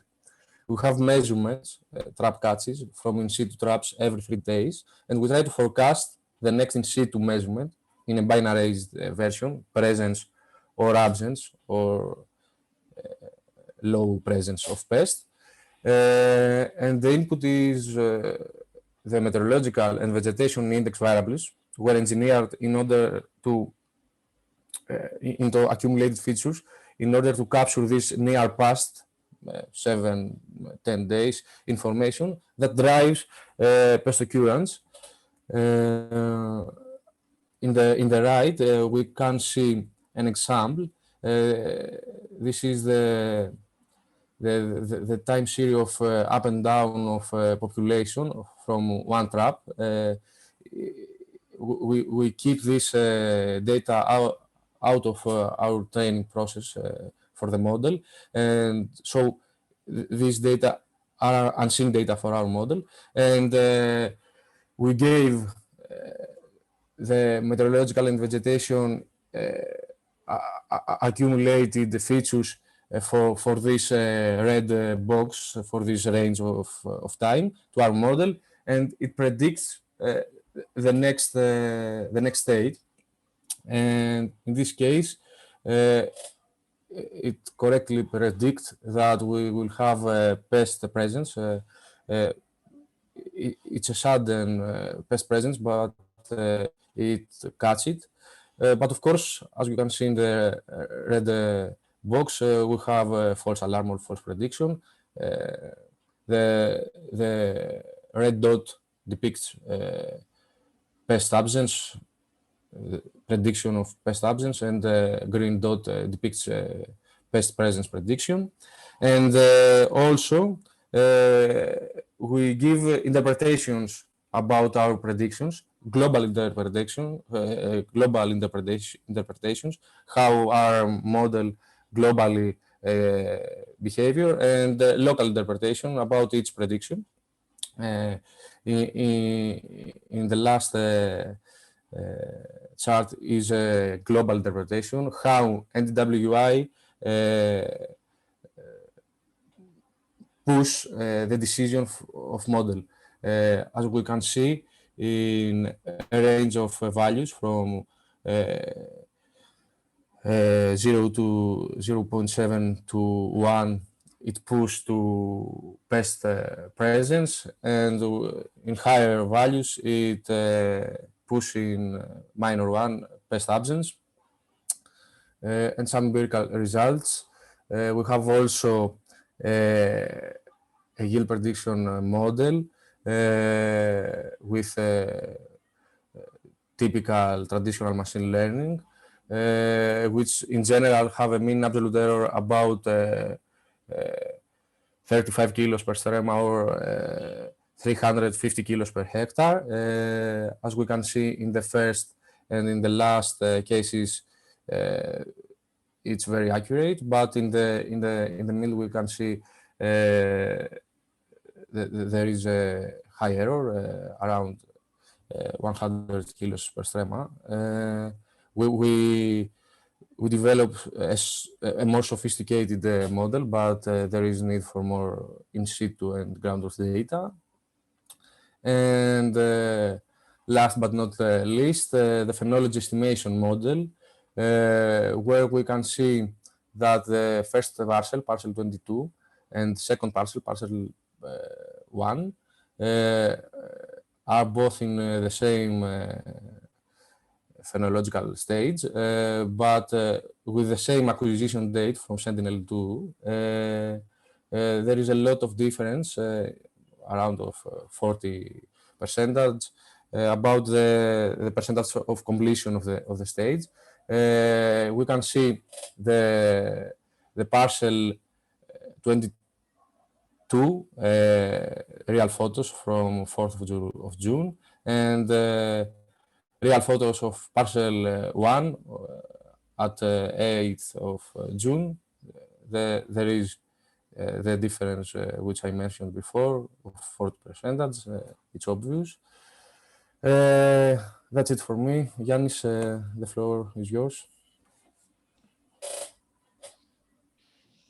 Hello, I would like to continue Ilias' presentations in order to explain all that technology, how it gets applied to the level of the user, meaning the farmers. So I would like to present 2 real examples of farmers. Farmer A, he wakes up, put on his working clothes and leaves the house. Most of the days passes by the cafe to have a chit chat with other farmers. They always talk about the weather based on what they saw in the TV weather forecast the night before. A general forecast for everybody, mostly for citizens who wants to plan their weekend according to the weather. Afterwards, he visits his fields to see if there is any weed population. He steps out of his pickup truck and walks through the field if the plants need water or to detect if any insect attacks. After all that, he starts thinking of what he will do next. Let's pass now to the farmer B. Farmer B, of course, he wakes up again, put on his working clothes, he turns on his smartphone this time, click on his field and gets a detailed weather forecast. He leaves the house and passes from the cafe, listens to the other farmers talking about the weather, and he smiles. Afterwards, he visits his fields again to check if there is any weed population. He connects again with his smartphone, zooms in with NDVI filter to check if the growth of his plant is homogenic. He spots the differences, if any, and returns back to his farm to start planning his next moves. My name is Yannis Zanias. I am a farmer and communication manager of the Agricultural Cooperative of Orchomenos in central Greece. I used to be a farmer A, but now I'm a farmer B, thanks to the collaboration with the National Observatory of Athens. We started using their digital tools since March 2021, which are Sowing Map, Resagri, and Growth, which I will present later on. The Sowing Map is a tool through which the farmer gets informed during the cotton sowing period, meaning from mid-April to beginning of May, whether it is appropriate to sow or not. The map displays 4 different colors from no recommend sowing to ideal sowing conditions. As you can see, it got integrated into the cooperative's website with free access to any visitor. According to Web Analytics, the launching of the sowing map led to multiplication of visits. Bearing in mind that the cooperative counts 60 members, we can safely conclude that many farmers from the region did visit the sowing map. For the older farmers who don't use smartphone or PCs, we installed a big screen in the entrance of the cooperative so that they get informed whenever they're passing by. The next application is Resagri, and it is the one we use the most. It is a detailed 2 days and 10 days forecast with all the necessary information for the farmer. All you have to do is enter to the URL and click over your field to get predictions for the specific area. In the map, you can see the chosen field with a blue pin. Under the map is the graph with air temperature in 2 meters. There are the values you get when you watch the weather forecast in the TV.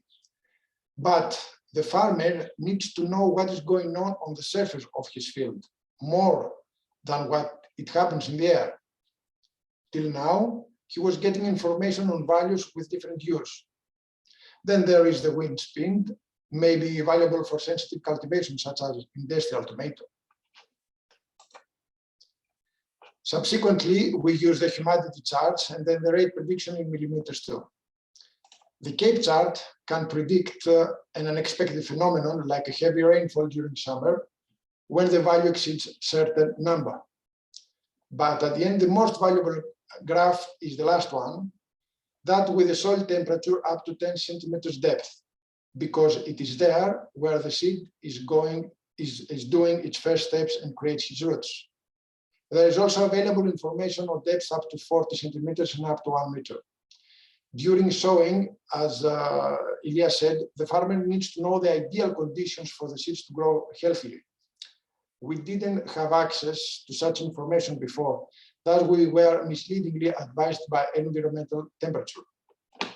Later, we will see the Agrowth application, which is the last one, where each farmer can monitor his fields and get information such as the percentage of growing stages of the crop and several vegetation indices like NDVI, as you can see in the screenshot.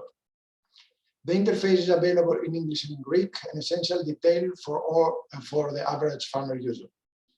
The observatory provides us with credentials so that each farmer could enter a growth and have access to their fields. When you enter and click on a parcel, you get information about the temperature in a specific point and a detailed graph on the phenological stages of the cotton. Under the map, we are able to see NDVI, NDMI, and PSRI indexes. There are several cases where the NDVI confirmed an already known problem by the farmer concerning the morphology of his field, even if it was a leverage difference or a different soil composition. Under the map, we had also the yield prediction 30 to 60 days before harvesting.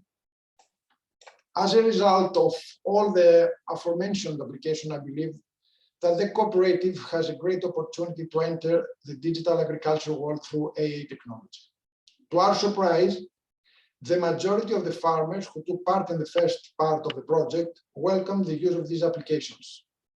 Even though most of them are not familiar with new technologies, they are convinced and they can shortly use a new tool assisting them to prevent damage due to unexpected weather phenomena, to detect problems in their cultivation, and finally, to increase the quality and the productivity of their yields. Thank you. That's it from us. Feel free to send us an email or something in social media if you want to use Agrowth. Okay, thank you very much. I think something from my presentation. Thank you also, Yannis, to provide a bit the view from the farmer. It's always nice to get that view as well. Okay, so we can go to the next presentation. Let me see. So that one is for me. So we already had two platforms. So we had Dynacrop and we had A-Growth. Now we can go to a third one, Watch It Grow. So I will do this together with my colleague Jurgen de Kloet, present two different aspects. So I will start a bit with the platform itself and what we have done in eShape. So here, a bit contradictory to what A-Growth, which was fully developed in eShape, we started from an existing platform, which was Watch It Grow, where we tried to be a bit more where we tried to be a centralized platform for the agro industry. And the aim within eShape was a bit to see to what extent we can expand the usability of this platform to other users. So the central point when we started with Watch It Grow was, of course, indeed providing these data and services to farmers. But with time, we saw that the focus changed a bit. And if you want to include other users as well, it's not always an easy process because all the users always have their own specific needs. They want different functionalities, they want different types of information. So really the aim within eShape was to see how we can bring in different types of users to the same platform and how difficult or how easy is it. So if you look at Watch It Grow itself, so here's a screenshot of the page where you come when you log in. You go to your fields, you get your field dashboard. So basically, the aim was just provide some basic indicators on how well your field is doing. And there's a range of layers on top of that. But it's not only just about EO data. It's also about trying to integrate different information sources. So we have a number of EO products in there. I won't go into too much detail, but the whole aim was also to try to integrate other information sources that the farmer has as well. And that can be, for example, soil scans, that can be drone images that have been collected by the farmer, or other like sensors in the field. All these types of information can be integrated as well. So the farmer has one platform where he can go to access all his data. So this is an example of a field where you also have soil scans, where you also have drone data. So basically you can play around with the data and try to overlay them. Another feature that we included was not only how is my field currently doing, so what's the status of my field at this moment, but also try to go back in time, like what's the history of my field. And so we go back to 2016 with the launch of the Sentinels, and we get enough coverage to provide detailed information. So we can show them also which crops have already been grown there the past few years, and how was the variability of my field in these years. To give them an idea of problem areas in the field, to give them like the high potential areas, so they know a bit in advance what to expect and how to manage their fields. So, like I said, so that's a bit some of the functionalities that we have. But you see, of course, this is mainly focused towards farmers and to manage their fields. But a lot of the information that's in there can also be very useful for other actors. Like, for example, if you have yield information, so for example, for potatoes in Belgium, we also do yield estimations. Farmers can upload the yield. You have the harvesting machines. So there's quite a bit of yield data coming in. So you can connect it with other actors that are interested there as well. They can also register damages that they have. All of that is interesting for agro insurance purposes as well. If you look at application maps, so what can the farmer do? Which other practices can he do to improve his production, like fertilization, irrigation? Of course, there we need to make the link with service providers that can provide this information to the farmer. But even other actors as well, like input suppliers, like the processing industry, they're all really becoming more and more data-driven. And we see that this platform could be a way to interact between these different actors. And so that's really what we try to do in Watch It Grow, how to make it suitable for other users. And I will show you a bit two cases that we worked on. One was seed producers, and the other one is the agro insurance industry, with one specific example. If we look at seed producers, so we had a seed producer in Italy, CAC Seeds. So what they do is they just multiply seeds. So they, for example, here sugar beets, but they put sugar beet in production to harvest the seeds and not the actual beet. So it's a different way of cultivating. And for them, it's really important that the fields are quite far away from each other to ensure that the varieties remain pure and there is no contamination. So they need to be far away from each other, which means that if they want to visit their fields, they have to drive a lot of kilometers to really visit all their fields. One crucial aspect in their operations is that they need to harvest the fields at exactly the right time, because the seeds need to have a certain maturity. But they cannot be too mature as well. So it's a really, really small window in which they can harvest. So they need to visit their fields quite a lot. And so here there was a need for more efficient organization planning of their operations. So they wanted to know if we can predict optimal harvest days with a 2-day accuracy. And we should provide that information starting 2 weeks before the harvest time. So these were a bit the requirements that we got. And based on these requirements, we went to see if we can do something. So it means we need to predict something in time. So what we did was actually try to predict the crop development during the senescence stage. So we have a service where we integrate certain Sentinel-1 and 2 to provide daily observations of your field. What we did was replace the Sentinel-1 with meteorological information like rainfall and temperature to do the gap filling, with the advantage that we can then use the weather predictions, the 10-day weather predictions, to also go to your crop development predictions. So that was a bit the EO development in the background.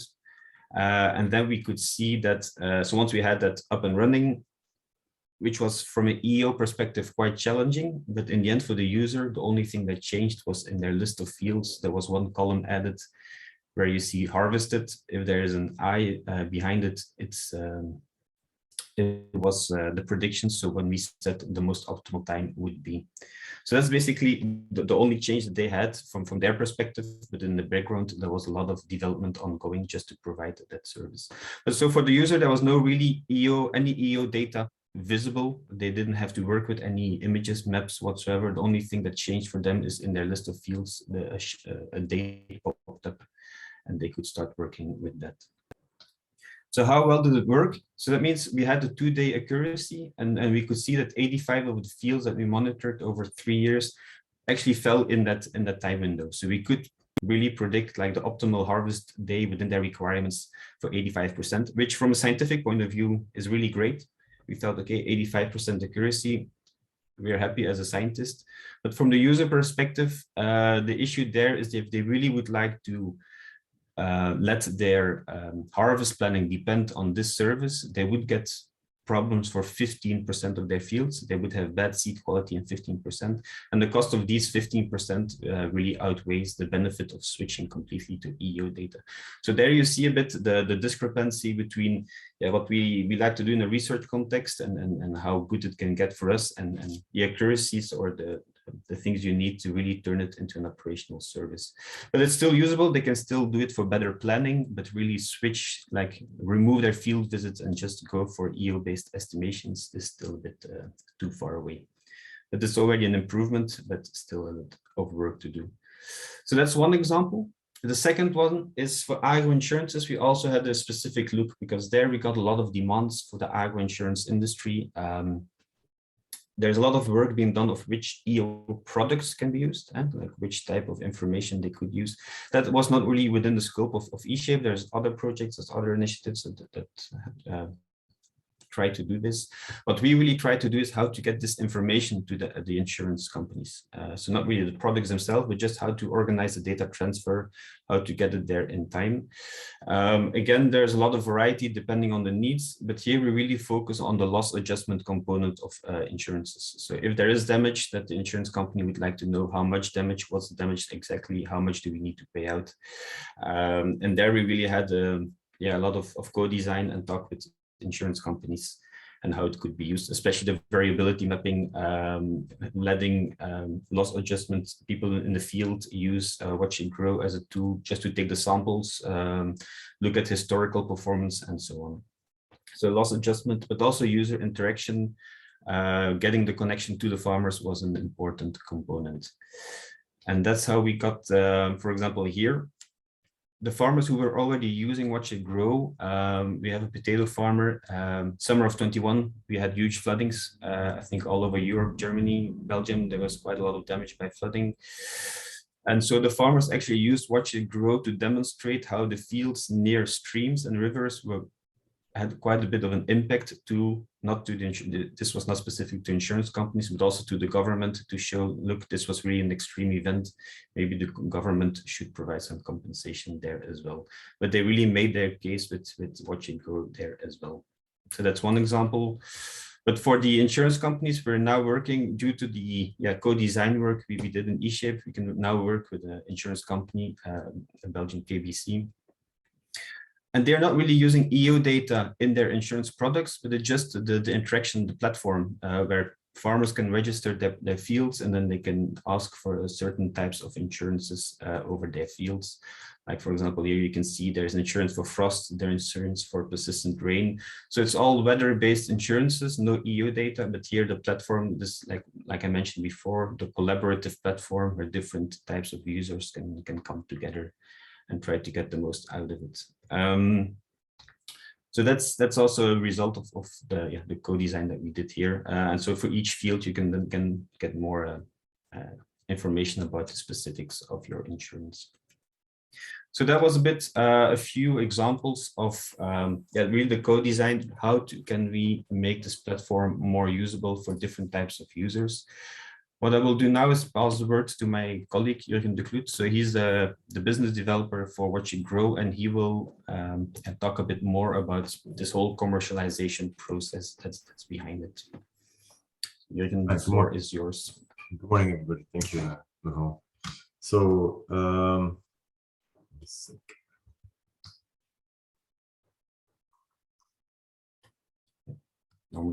all right. So maybe to start off, how we started with Watch It Grow, Laurent already explained a little bit, but we already launched the platform in 2016 as a result of a research project that we performed together with the potato industry in potato processing industry in Belgium. And we decided to not let this research end into a paper, but build an application that could show and valorize the results of this research project. It was about yield prediction in data based upon Sentinel-2 data.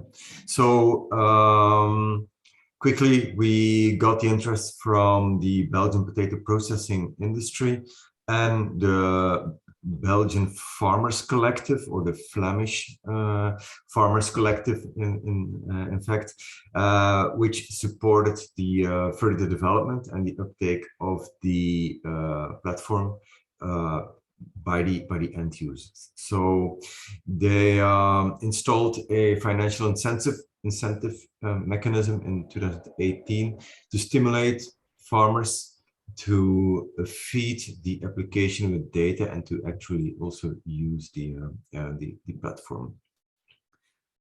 This ended in a small but steady uptake of the usage of the platform. And in 2019, we decided to add also all the other arable or open field crops to the platform, as of course to take an ecosystem approach, and we at the same time also decided to make it an open platform and introduced a marketplace where we could connect with other applications, other data providers on our platform. We managed to get a few data providers on board, like Laurent mentioned, soil scanning services, machine builders, and so on. I will give some examples later in the presentation. And in 2021, we also opened the platform to the other Flemish research institutes by becoming a member of AgroLink, which represents all the Flemish agricultural research institutes.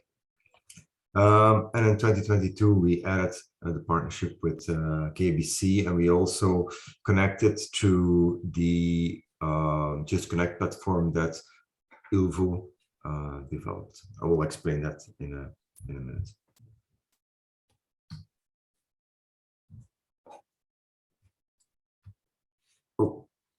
that was too fast. So why did we start with potatoes? Two reasons.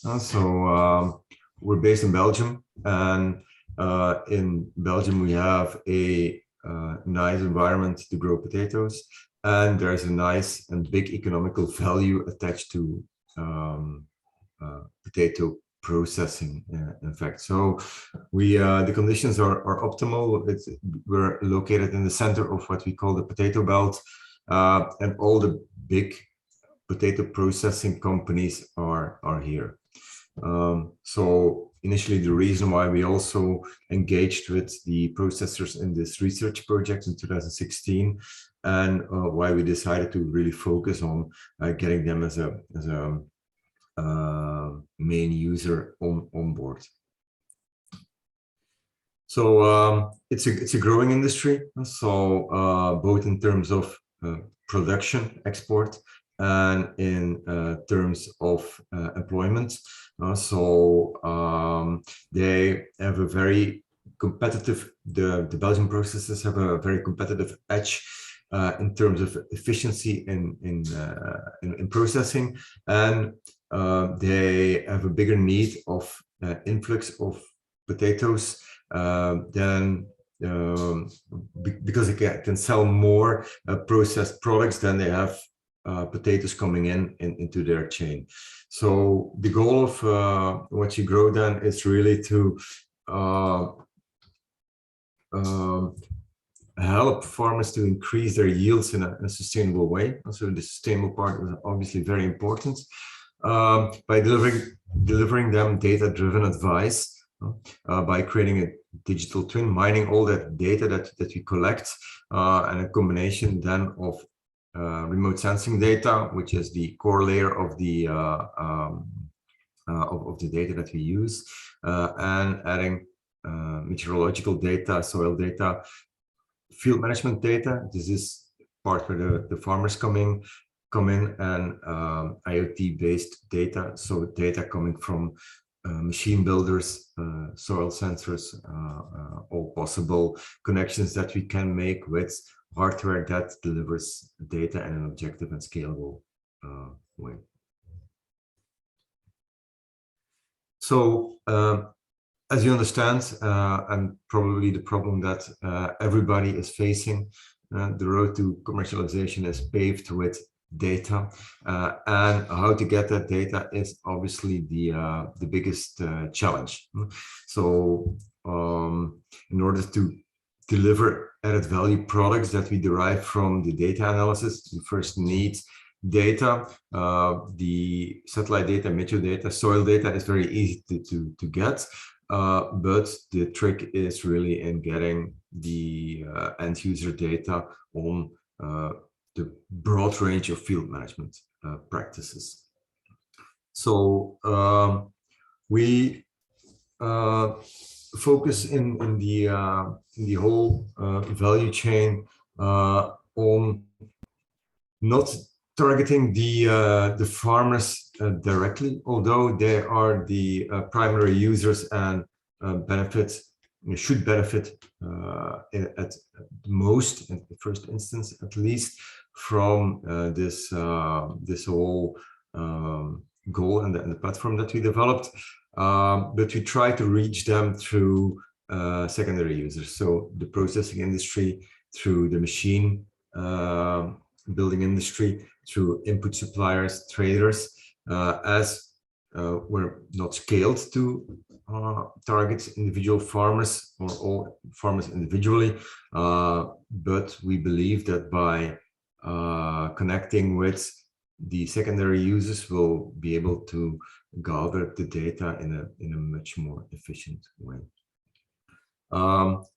The tertiary users, supermarkets, shops, we have another scope of our platform, but in some way, in the midterm future, they should also benefit from the data that we collect and the output that we deliver in a traceability context and within the farm to fork concept.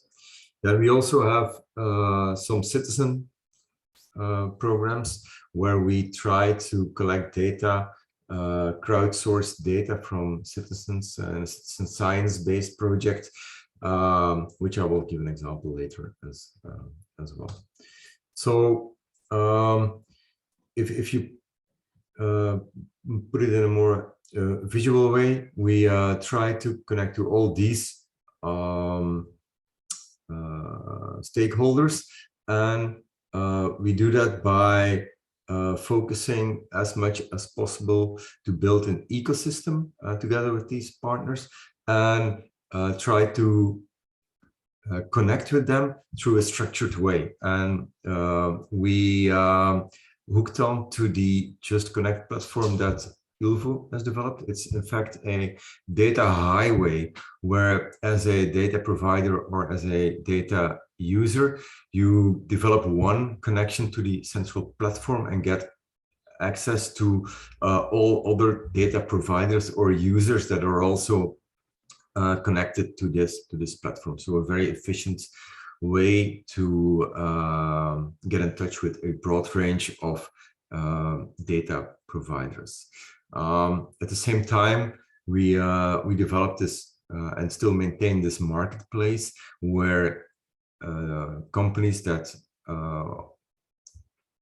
want to connect in a more direct way with the platform also get a solution, and that's done through the marketplace within the platform itself, within What You Grow itself. So where are we today? So we connect to farmers through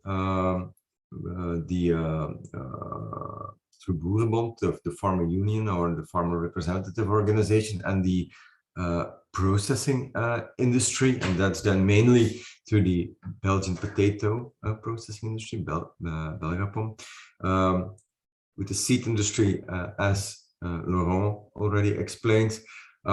We also make connections with the agrochemical and the biocontrol and stimuli industry, but there we face non-disclosure issues, so we cannot really disclaim which companies we work with, but we also try to get data from them on parcel level on treatments that farmers execute on these fields.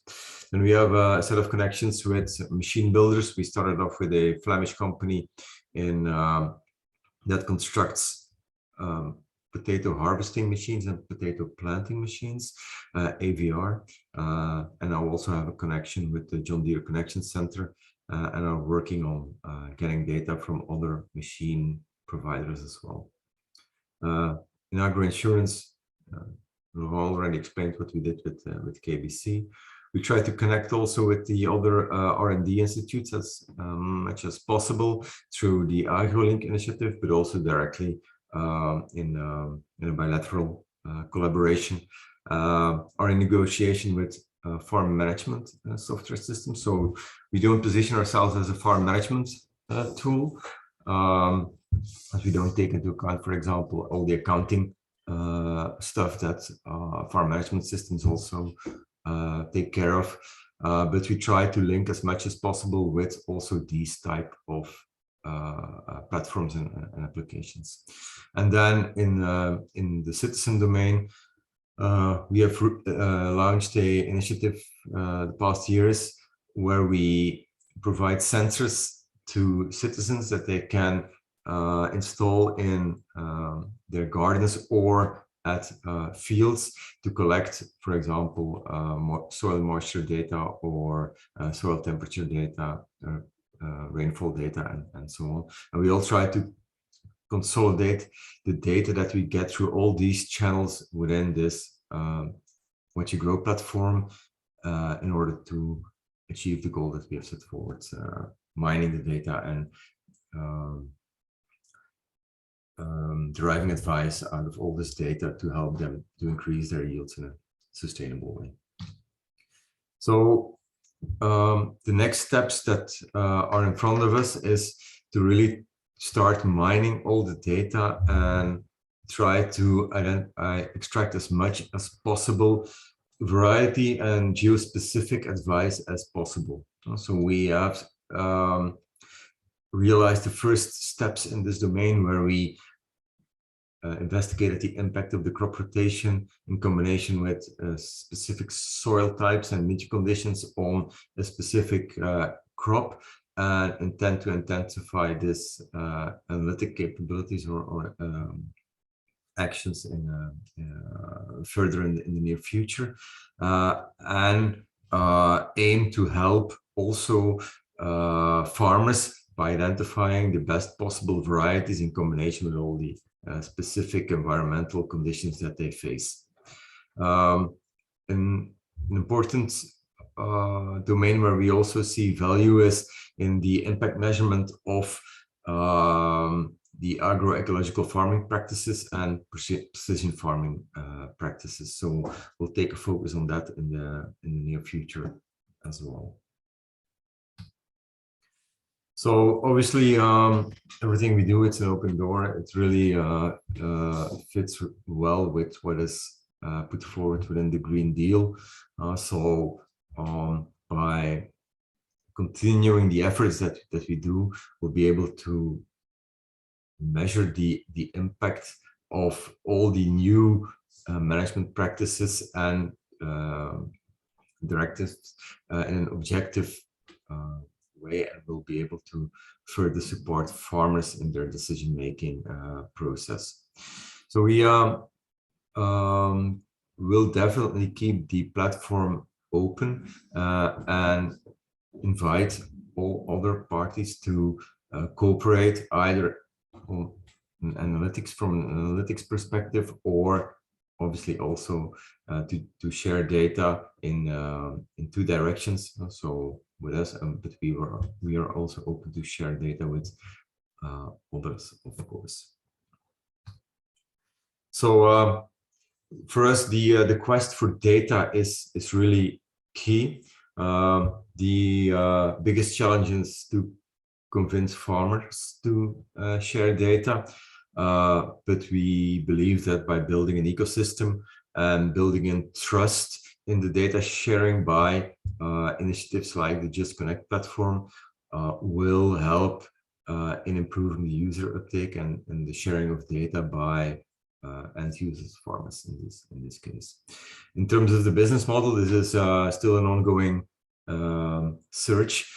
We are still in the chicken or egg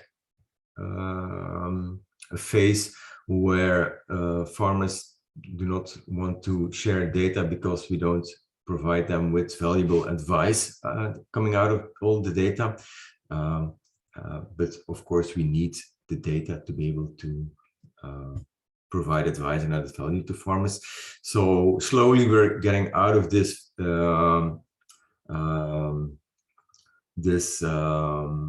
vicious circle, and we hope in the near future to also create the first sustainable business model that we can roll out probably towards the secondary users.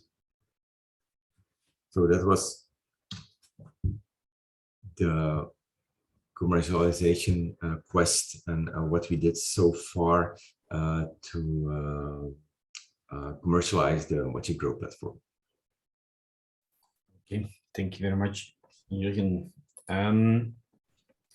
Okay, so then we come to the last presentation of this webinar, where I leave gladly the word to Günther and Matic. And now we go to a different application. So we've already seen a few ones pass, and now we go to the wine industry. Always interesting. Günther, the floor is yours. Thank you, Laurent. Yeah, the slides. Okay. Yeah, thanks very much. Good morning. It's still morning to everyone. Thanks for your interest in our presentation. I'm Günther Zeug. I'm the co-founder of Riskognition. We are a location-based information provider from Germany, and we work also similarly to the others that presented already this morning, also a lot with satellite imagery and information derived from satellite imagery, but not only. And we currently focus on agriculture as a market, a little bit on mining industry, as well as on natural hazard risk. When we look at the satellite Earth observation market, these days we see an increasing number of satellite imagery that becomes available. And when we talk about satellite imagery, we talk about big data, which does not mean we have, or does not only mean that we have a lot of imagery, but simply the amount of bytes that we receive every day in the ground stations from a large number of the satellites is really increasing, and that requires lots of technology to really get useful information out of all the data. The satellites are owned and operated by commercial companies, but we have also public sources, especially Copernicus is of interest here in Europe for us. And when we talk about different platforms, then that means on the one hand, we have different satellite monitoring technologies running, so that can be radar, or that can be optical or hyperspectral. But different platforms means also the sources where we get the imagery from. That can be the raw data that we get directly from the providers, or we have some intermediaries in between who provide some pre-processing to the data. And yeah, you get the raw data, but you also get analysis ready data, which means that the pre-processing steps have already been applied, and you can do then the follow-on activity working with the data. And however, working with satellite imagery requires always some kind of expert knowledge to be able to make meaningful content and to integrate the data in an application. So what we do is that we focus on the information, and we provide not only analysis ready data, but we try to go a step forward and provide the information already out that is already derived from the imagery. And the general objective is to help developers adding the content of satellite imagery to their applications, be it for visualization or be it for further analysis. And we focus on information and not on tech. And what does that mean? When you see a lot of in lots of advertising these days from companies, and especially startup companies from the space sector, you always or often see a focus on tech, meaning, or I refer to artificial intelligence, for example. We use AI to provide this and that product. And we say, or we experience that when talking to clients, that the client is not really interested in how the information is derived, be it AI or another approach, but the information is what counts. We also try to reduce the data management burden on the client side through our approach, and simply help users generate new location insights through the information that we deliver. And how are we doing that? Well, we have our own cloud infrastructure with different processing algorithms implemented there. This is where our data processing happens, and then we fuse that information very often with additional spatial and non-spatial data. That is sometimes not very complicated combination of data sets. For example, we combine administrative information in administrative units with a land cover data set or a population statistic, so that you can determine the land cover statistics for an administrative unit, or the same with population data, population per statistical or an administrative unit, and rather hands-on and simple queries that can be of interest to the user. And then finally, that when we have done this processing and data integration, then we package that in a format that is easily usable by software developers these days. That is standard application programming interfaces, APIs. So the main idea, the main objective from our side is that we want the user to focus on their product development, and we only provide the data stream that is necessary for this product. Nevertheless, we heard from the other speakers this morning that it's not always easy.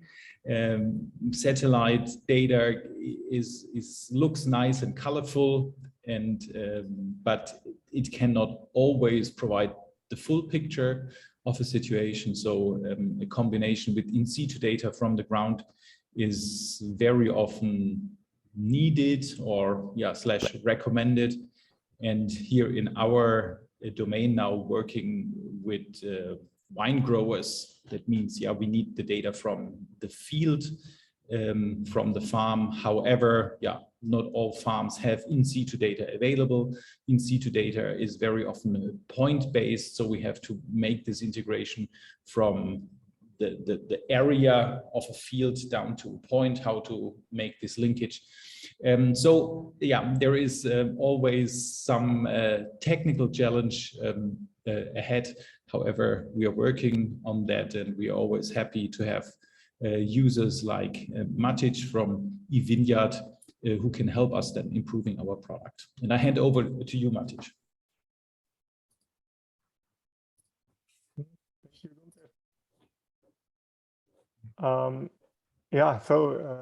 Thank you. So eVineyard is basically a software that is aggregating data from different sources, but it's essentially a vineyard management software. So we support all the activities in the vineyard in all 4 stages of the activity.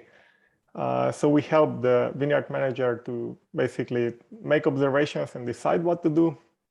Then we take care of planning, work orders, and all of those things related to basically team management. When the activity gets executed, we also track what was executed.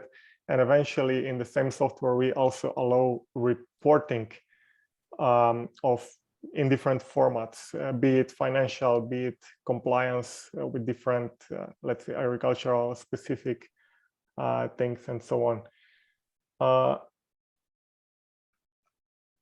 Okay, so maybe in the previous slide it was a bit more abstract, but eventually eVineyard is basically a software as a service, cloud-based application that the growers can use to overview their fields, see all the different indices, data types, and so on, and do all of those planning, reporting, and all of those activities. The application is running on the web as well as on the smartphones and other smart devices. Some of the use cases of how eVineyard is used, for example, in production commercially today is, for example, to improve pest management with the help of data, such as, for example, the microclimate data from weather stations, as well as different agriculture-specific sensors, such as leaf wetness sensors, management of the work orders, as well as tracking of the activities. So what was executed along with all the details. It can be also assisted with the help of GPS tracking. And for example, another use case is also irrigation optimization, where we offer decision support as well as control capabilities. So we are able to use the data about soil moisture from different sources to help the farmers decide when to apply irrigation and for how long, as well as then we link that advice with the irrigation control system. So we are able to actually control and open the valves on the irrigation system. So how does Earth observation data link into this whole picture for us? Because we are, in this case, a user of the, let's say, services that Risk Cognition is providing. So the most interesting area for us is to provide some actionable insight, some actionable information that the farmers can eventually use to make some decisions and drive some actions. The other interesting area is also to display different imagery on the maps and let the advisors or farm managers better understand the on-field situation through allowing them to observe those images.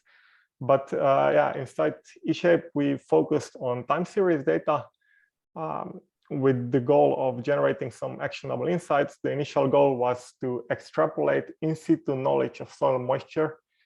So we have in certain locations the farmers that are using our software have in certain locations the devices that measure soil moisture at different depths.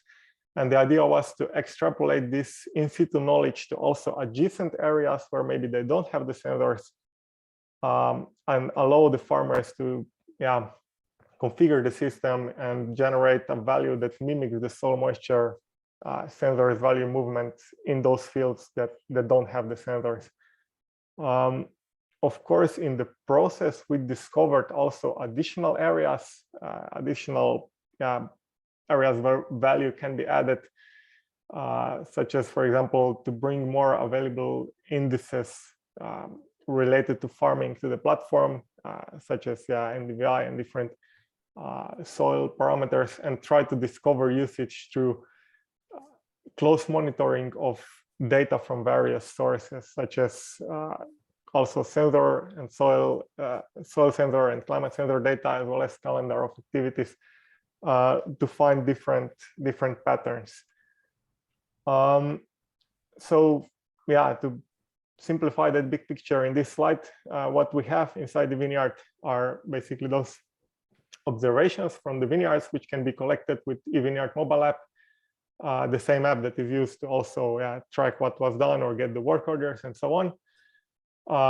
Obviously, we also keep the calendar of the activities that were executed on the fields that the farmers are using, or basically filling up as they are using the application. And then we have in situ data about microclimate, soil, and so on from the sensors that are deployed in some cases. And the idea is to merge that on our end with the Earth observation data to therefore generate new insights, such as, for example, insights about irrigation timing, about vine vigor through the season to help make better decision about management of vine vigor, because it depends on various factors, including the season, let's say season, climate. Also detection of different issues and so on.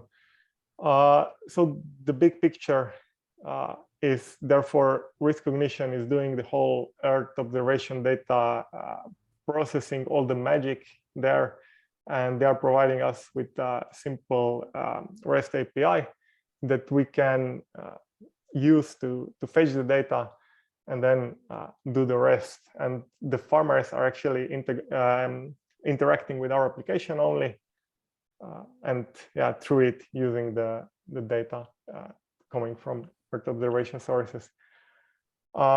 So what we did is we created an interface that allows, or with the goal to allow basically the farmers or farm managers to make timing of activities in the vineyard based on the EO data. And the interface allows to set different thresholds, weights, and so on for each vineyard block. So vineyard block is the uniformly managed area of the vineyard.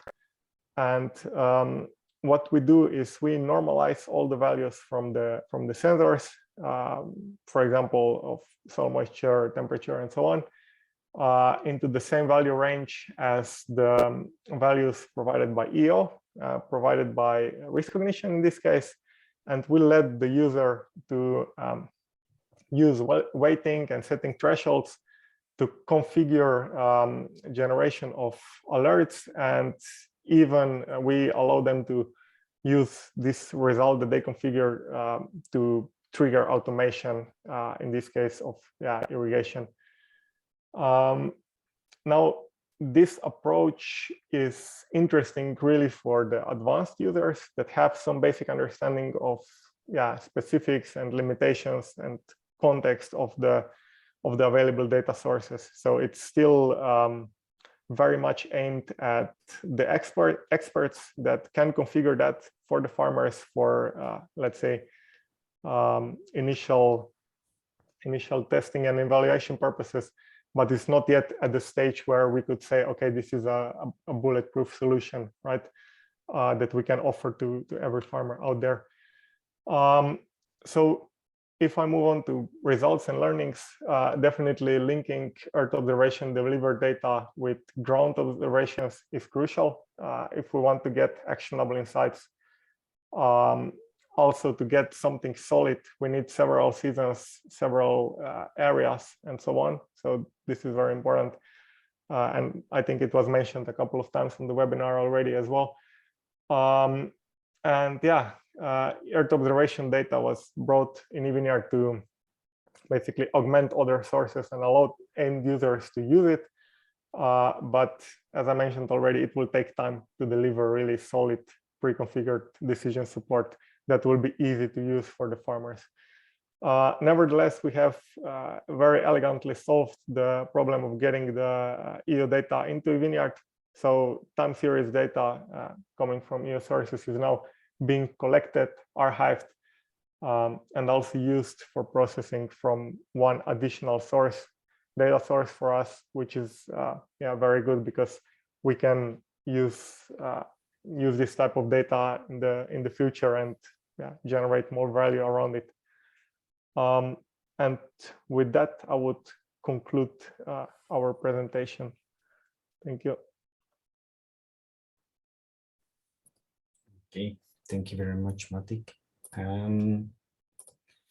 Okay, I think we can, with this presentation, then conclude this part. That means we have now the floor open for questions.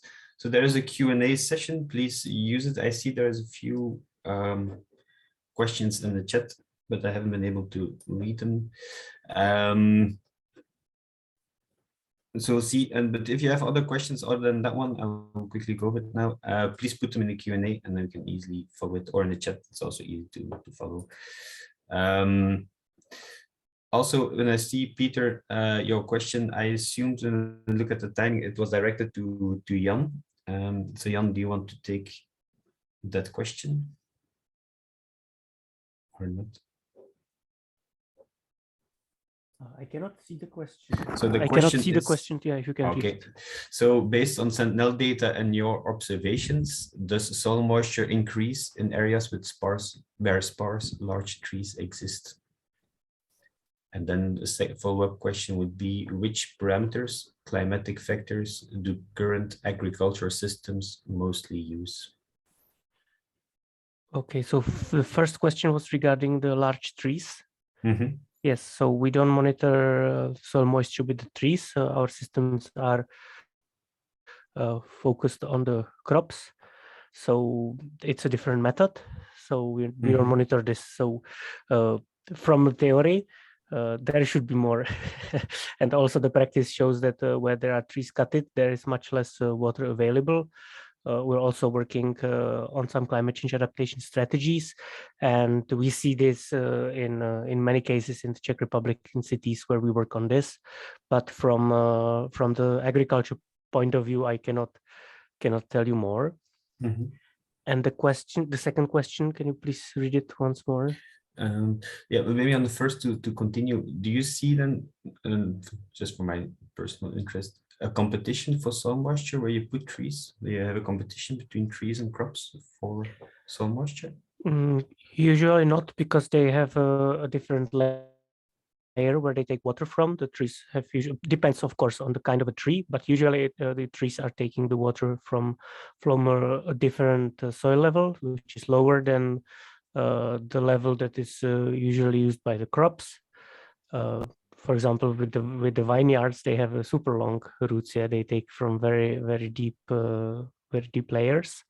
So generally, this is, I would consider this not as a competition, and the experience from the agroforestry is showing that it's actually increasing also the water availability in the soil, and it's mostly due to the shadowing because the trees are putting the shadow, so it protects the soil from drying out during the long periods of direct sunshine. So in most of the cases, I would suspect that this is not the case. However, definitely it can happen at certain places in certain contexts. Okay, thanks. Yeah, the second question is, which parameters, climatic factors, do current agriculture systems mostly use? Yes. I don't know. Okay. Great. So if we look at the satellite data, the key indicators that are being used at the moment is the NDVI, the Normalized Vegetation Difference Index, which stands for the, which is used as an indicator for the crop health and the crop development. The second one is the leaf area index, which is a lot used in the agriculture activities, and also FPAR, which is an indicator for the photosynthetic activity of the plant. It's usually used in the later development stages. And from the climatic point of view, it's very important to understand the growing degree days. Those are the days that have the optimal conditions for growing, and it's mostly composed of the temperature and there are also other parts of it, but the temperature is crucial. So if there is the temperature above the certain threshold, it's again very different in Nigeria, Czech Republic, and Sweden. Then this is considered as the key parameter. The other ones that we monitor are the rainfalls and the humidity. So those are the key ones. Also, the wind speed is important in some places, but it's much harder to monitor wind speed from the Earth observation data. This must be done mostly in cooperation with the local in situ measurements from weather stations that are the best source of this information. Also, when talking about the big picture, Earth observation gives very good information on this on a high level, but when we're talking on a field level with the climatic data, it's always better to work with the weather stations that are located on site. Okay, thank you for that very elaborate answer. I hope it specifies, Peter. If it's clear, just let me know in the chat. Then I think the next one is to Elias. If I look just at the timing of the question, Elias was presenting at the time. So I think it's for them on A growth. There it was on which satellite Copernicus product can identify up to a point overuse of pesticides and fertilizers. And then they ask also about IoT devices that can be used for real-time detection, and if anybody has used this ID. So I assume it's for Elias. I don't have something in my mind about that, but of course it is for me, because we have the pest presence prediction model, but it's fed from data from traps, in situ traps. Electronics in situ traps, IoT devices, and manual traps, where someone should go there and write down the population of pests. Yeah, I was indeed thinking the same direction. I think the IoT devices are more on detection of the pests, not really on the pesticides. I don't think a farmer will put real-time monitoring of the pesticides themselves in his field. I have not any knowledge of such a device. Maybe Jan, do you know any IoT device for pesticide use, real-time monitoring? No. No. Me neither. All right. I think these were the questions. If anybody still has a question, this is your last chance.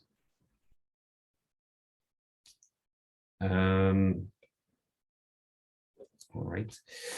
If not, I think we can conclude this webinar. There's a few points I still want to make. On the one hand, I would like to thank everybody who presented today. I think we had a very nice, very broad overview of how EU data can be used in agricultural monitoring in its different aspects. Also the different challenges that we have in terms of sustainability of business models, but also sustainability of EU emissions that can be a problem. If you just only look now at the reduction of Sentinel-1 and the impact on certain monitoring capabilities, you can see the importance of having them continuously up and running. And I think the first presenter always so nicely indicated when the switch from Proba to Sentinel-3, the impact that it can have, and the importance of the EU data providers that they take this into account in their planning as well. So, but also more from the operational use, how to build sustainable business models, how to reach your users, how to communicate with your users. I think there was a very nice broad overview of these different aspects, which is also something we really would like to tackle in eShape. It's not just service development, it's also looking at this broader context. So I hope it was a bit useful for the participants. If you still would like to reach out, if you still have questions and for a specific presenter, yeah, just reach out. And if it comes to us, I will definitely forward it to the presenter in question if you don't have his or her email address specifically. So with that, I think we can conclude. I would say, again, thank you very much to all the presenters. It was a great work. Everybody kept their timing also very nicely. Sorry for the technical hiccup in the middle. Yep, so thank you very much. And yep, hope to see you soon somewhere else, live or online. Have a nice day. Bye, everybody. Bye-bye. Bye. Thank you. Bye-bye.